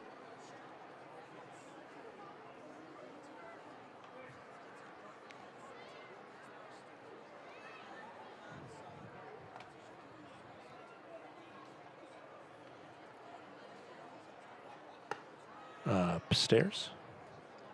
1-0. Campbell, who's been a good addition to this roster statistically, with a .400 batting average in 12 games. He struggled tonight, so I haven't necessarily seen that flash that his stats have shown. Count goes to 2-0.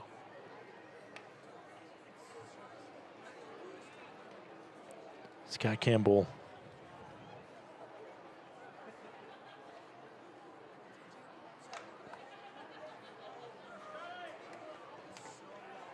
born Chadwick Scott Campbell, but goes by the middle name. That one called the ball. It's 3-0.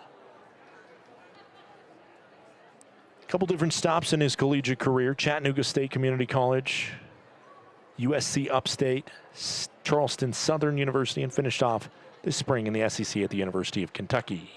Called strike, the same alma mater that Adam Fogel played at. And honestly, kind of a similar prototype to what Adam Fogel did. A little less home runs in college, but Fogel was not a phenomenal batter at Kentucky. He was a good transfer coming in. As that one's fouled off, and the count goes to 3-2. But he was a .256 batter, 3 home runs, 26 RBIs. Mostly everyday guy for the Kentucky Wildcats, but not a world beater by any means. And now, just like the Missoula Paddleheads, found a gem in the kid from the University of Kentucky, Adam Fogel. They're trying to do the same thing and find a Kentucky Wildcat that can ball in the PBL. 3-2. Tapper foul. Also, a pretty cool twist for him is that some of his most successful playing stints came in the Sun Belt Collegiate League. Playing 2 seasons, 2 summers for the Atlanta Crackers down there. Of course, the same ownership group of the Glacier Range Riders. And this one towards left field, a line drive right at Jake Miller. 3 up, 3 down by Wade in the top of the 8th. Offense looking for something, anything in the bottom of the 8th.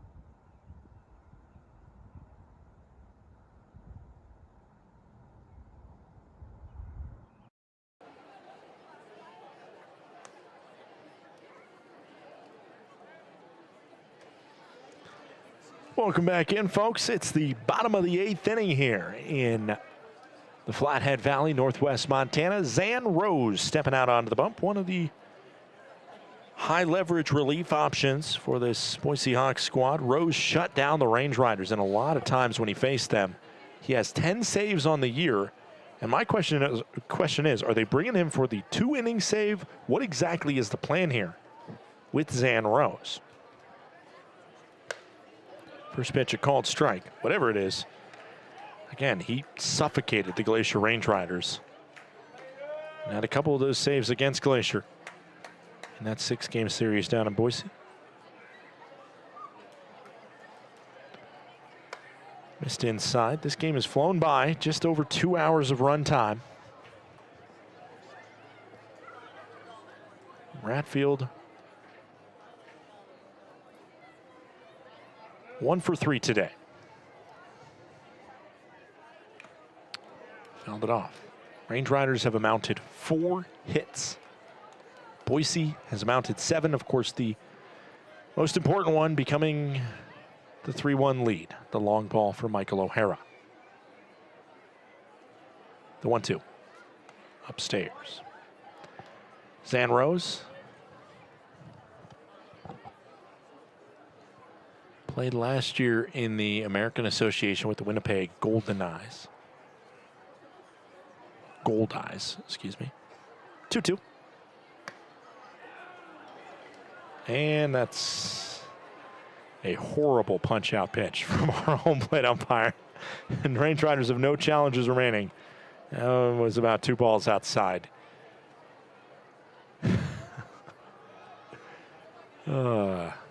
Brutal.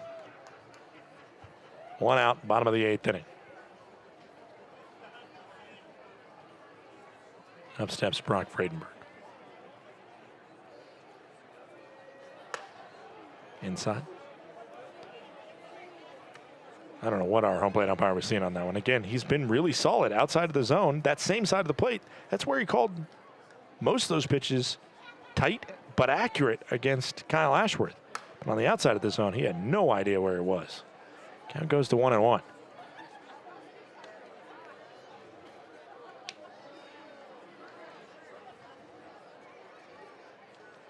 Just a flat night where the fans are looking for something to cheer about.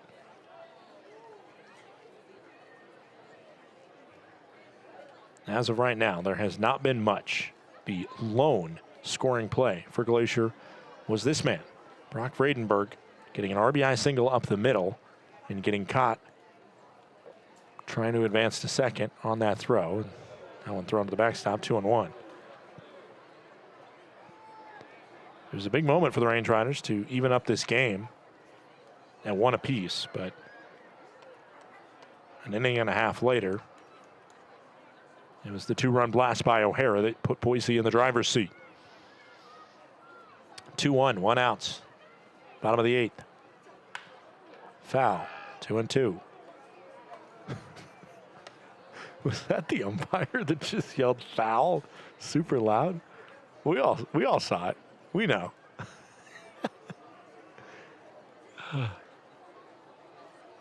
Always interesting when you can hear a little bit more of the conversation on the field.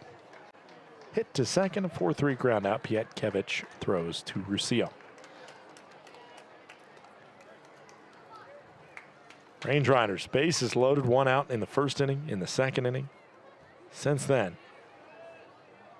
there has been not much to speak about. A hustle double by Ratfield and an RBI single by Vredenberg. The only combination the Range Riders have put together. Carson Garner steps up. He struck out with 1 out and the bases loaded in the first. He's had 2 ground outs since. He is 0 for 3.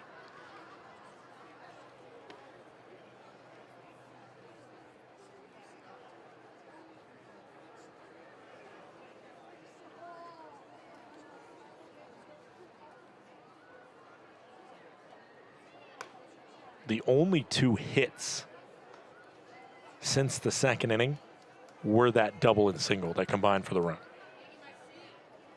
2-0 count. There has been a walk issued to Carson Hornung, which led into a double play. And then the walk by Ashworth last inning. No one's called a strike, counts 2-1.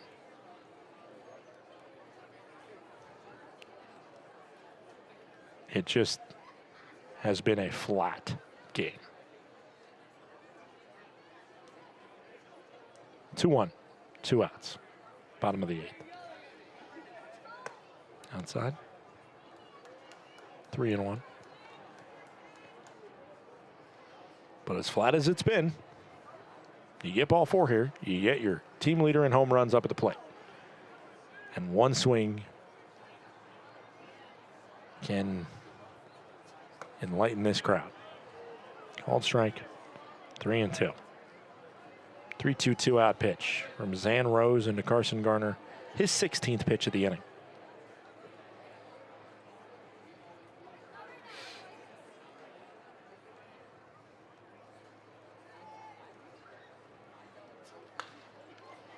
Hit and just through up the middle for Carson Garner. Murillo dove, just couldn't get to it. And now Jake Millen will step up with 2 flyouts and a ground out. 0 for 3 is Millen. He flied out with the bases loaded and 2 outs in the first inning. But that will be quickly misremembered if he comes through with a big knock here. Fouled off. 0-1, 2 outs, bottom of the 8th inning. Range Riders offense being suffocated by a Boise Hawk pitching staff, which is right around the middle of the league, an 8.8 ERA as a team. Swing and a miss, and the count goes to 0-2. Warm-ups going on in the pen. It's a right-hander down there getting warm. No balls, 2 strikes, 2 outs. Bottom of the 8th inning.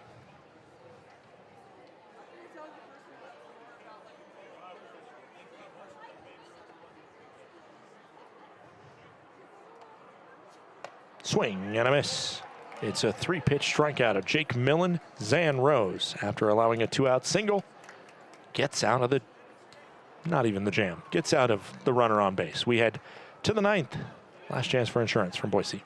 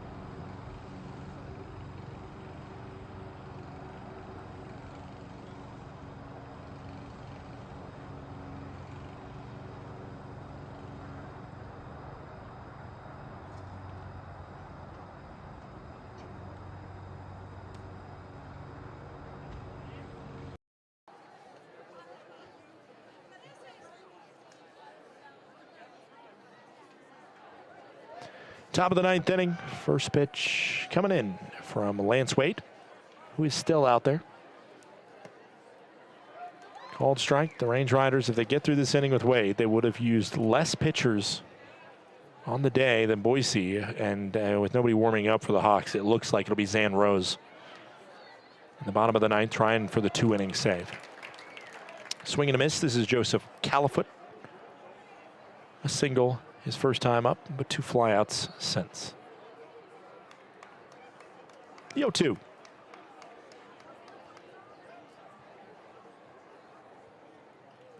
In the dirt. 1-2.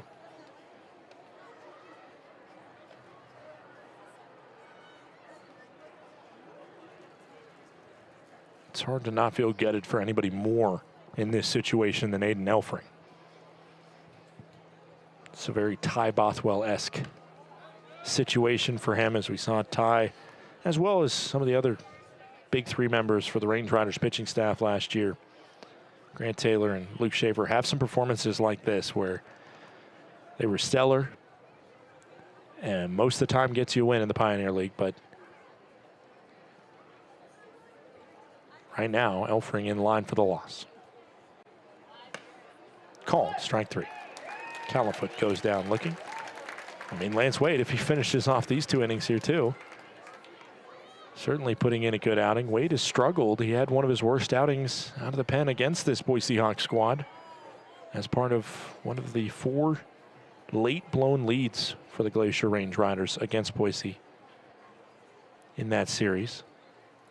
Basically his only loss that he really Could not have it. That one, he called the ball. Count goes to 1-0 on Matthias Haas.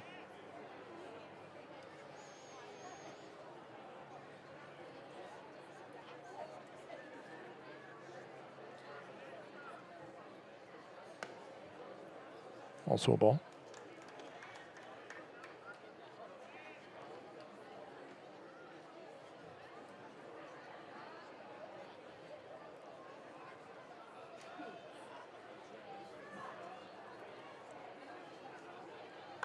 Fouled off.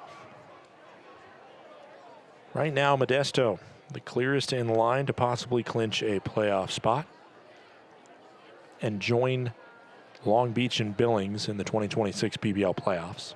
The most interesting story, however, is going to be that fourth and final spot. Missoula, right now, just a hair above Boise. As that one's a called strike. But both of those two are a hair above Long Beach and Billings, who make things really interesting if they go on a run, get a top 2 spot in the second half, because then it goes to overall record. And if the doors opened up for them to get top 2, that means Missoula would have stumbled a little bit, and the overall record would be a hodgepodge. Which right now, overall, if you take Long Beach, Modesto, and Billings out of it, Missoula and Glacier are separated by 7 games. And there's 2 teams, Boise and Ogden, in between. Oakland is 1 game back of Glacier, and then there's a big drop-off with 6 games between Oakland and Idaho Falls.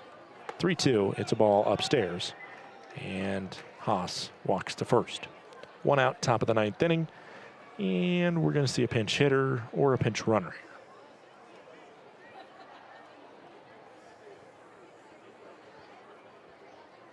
Rucio's supposed to step up at the plate. And let's see who we got over there at first base.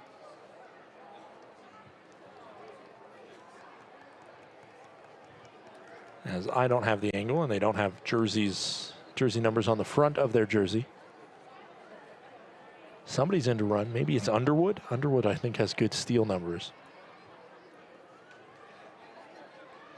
But there's probably bodies blocking that first base camera from seeing. And now we just don't have an angle at all. First pitch into Rucio, who is 0 for 3.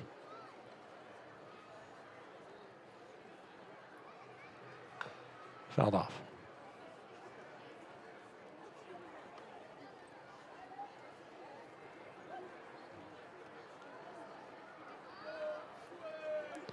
It's 2026 and we're not having jersey numbers on the front of our jerseys. Come on now. I'm going to guess it's Underwood. Let's see if our official scorer, Leighton, has it down on the other side as the runner's going. The throw into second. It is out at second. And I can tell you who it is because finally we saw the out. It was Ethan Underwood. So, pinched on, thrown out, and his night is done. Unless he stays in to play third, but considering how much he struggled on defense, I don't think that'll happen.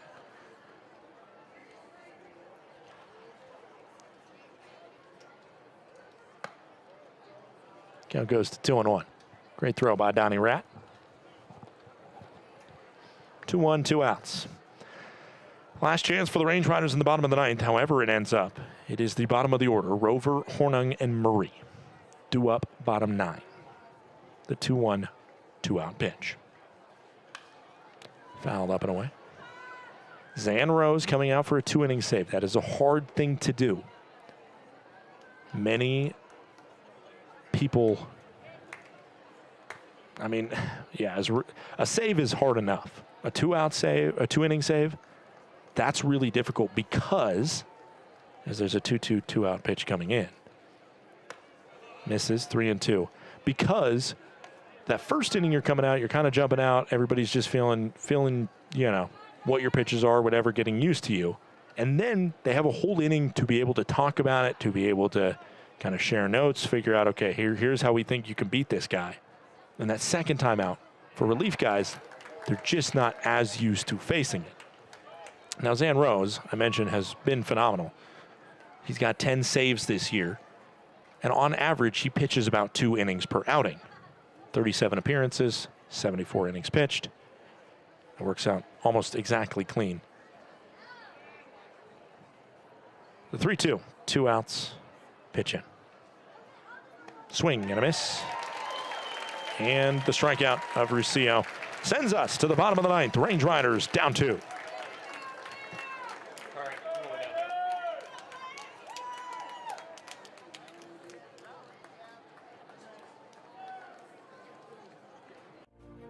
Thinking about where to host your next office event? Book the indoor event space at Glacier Bank Park. With a capacity up to 145 people, our indoor event space is a flexible, year-round venue ideal for accommodating receptions, conferences, and holiday parties. The spacious layout boasts impressive stadium and mountain views, providing the perfect setting for guests to mingle, network, and celebrate. Book your office party today at glacierbankpark.com. When injuries occur, it can feel like your goals are out of reach. I'm Dr. Karen Purser, an orthopedic surgeon and sports medicine specialist at Logan Health. If you injure a joint, muscle, or bone, our orthopedics and sports medicine specialists are here to help. Our highly specialized surgeons, clinicians, and physical therapists offer innovative treatments and the latest minimally invasive procedures to help you recover and return to activity faster and stronger so that you can reach your goal. Welcome to Magoo & Company, a third-generation family-owned business nestled in the heart of downtown Whitefish. We offer a dazzling array of diamonds, ethically sourced Montana sapphires, and captivating custom designs that capture the essence of Montana's natural beauty. From jewelry design and appraisals to cleaning, repairs, and gemologist consulting, your satisfaction is our priority. Experience the magic of Magoo & Company and discover the perfect piece to celebrate life's special moments.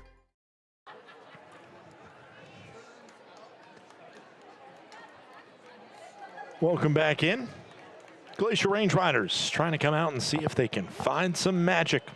Offensively, they missed out on the magic from the start. Bases loaded in the first inning, nothing from it. Bases loaded in the second inning, nothing from it. Then shut down by Baker other than a double and a single paired together. And the first pitch into Tommy Rover is torqued but foul. Count goes to 0-1. 20 pitches thrown now by Zan Rose, who's trying to finish off a 2-inning save. Not only would it be his 11th save, it would be the 19th save of the season for the Boise Hawks as a whole, which would be second in the league. 1 ball, 1 strike. They've had some crazy, crazy victories this year, the Boise Hawks, many of them versus the Red Pocket Mobiles. This one up the middle. Fielded by the shortstop Murillo. Throw to first is pure for out number 1. Up comes Carson Hornung. Hornung 0 for 2 on the day. Grounded into a fielder's choice, walked, and he struck out. If we come to it, Drew Collins is about to step up. Yeah, we will come to it. Doing the math here. There's only 1 out. Hornung cannot get out twice. I mean, who knows? There's always a weird, quirky rule in baseball that maybe could open the door for something, but I don't think that that's a possibility. The 1-0, 1-out pitch. It's 1-1, a called strike. Range Riders have been shut out once this year, but obviously 1 run would be tied for their 2nd worst offensive outing. The 1-1, 1-out pitch. Ball. No challenge. Fascinating. That entire ball was in the zone. It's 2-1. Big miss by our umpire here. Maybe that can open the door for some drama. That one's clearly a ball. It's 3-1. Drew Collins on deck again to pinch hit and possibly set up a righty-lefty matchup. Rather than the righty-righty that would be on schedule, Casey Murray versus Zan Rose. The 3-1. Hit hard. Murillo fields in the shallow outfield grass. The throw to first needs a stretch, but it is clean. Ruscio makes the grab. It's 108 miles per hour off the bat. And a 6-3 ground out.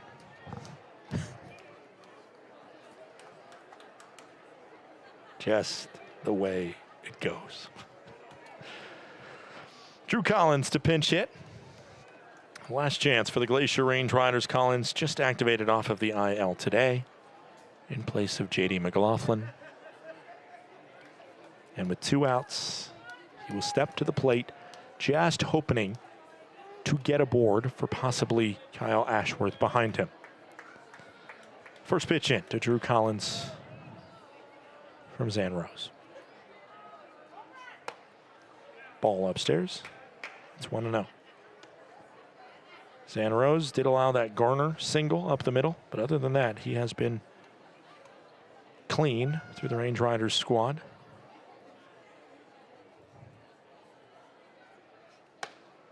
In the zone. 1-1.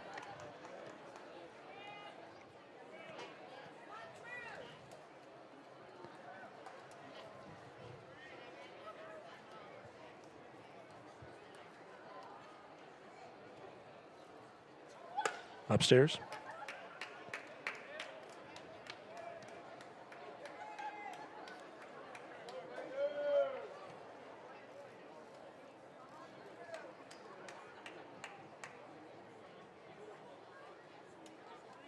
Two-one pitch.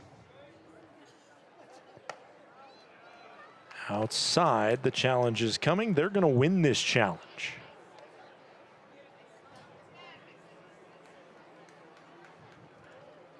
They are going to win this challenge, and it will be confirmed as a strike.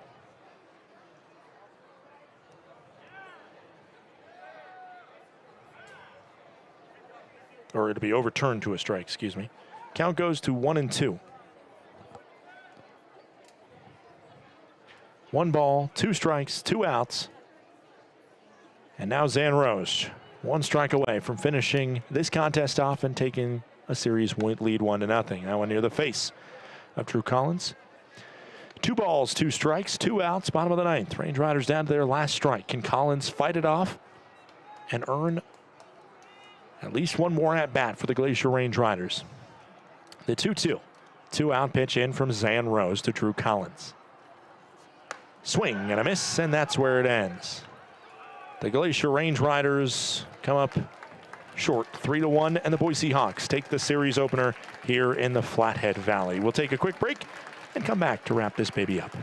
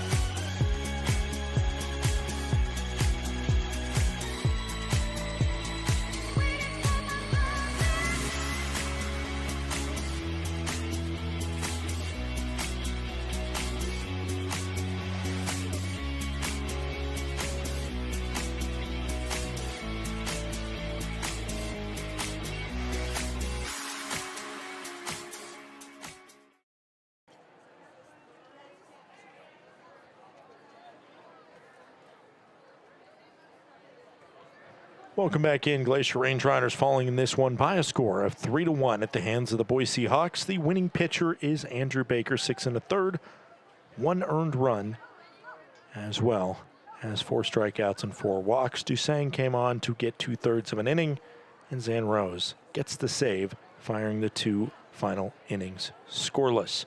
The loss goes to Aiden Elfring, a very tough luck loss for Aiden Elfring. Final score again, Boise 3, Range Riders 1. Take a look around the league real quick because I don't have much more to say about this contest. The scoreline over in Great Falls, Montana, the Billings Mustangs are up 20-4. Yuba Sutter is up 11-7 on the Ogden Raptors. It's 7-7 between the Mobiles and the Chuckers. Missoula has a 3-1 lead on the Long Beach Coast in the bottom of the 6th. And Oakland and Modesto still scoreless at 0-0 in the top of the 4th. That'll do it for today's game. For all of us here at the Glacier Range Riders, a huge appreciation to all of you for tuning in. We'll talk to you tomorrow night, 6:35 p.m. Mountain Time, here from the ballpark, in the stadium, or on the airwaves, on YouTube, on the Go Range Riders app, wherever it may be. We appreciate you tuning in. We hope to talk to you tomorrow, again, from either in the stadium or over the airwaves. For all of us here at the Glacier Range Riders, my name is Scott Gladstone. Please have a great rest of your evening and stay safe out there.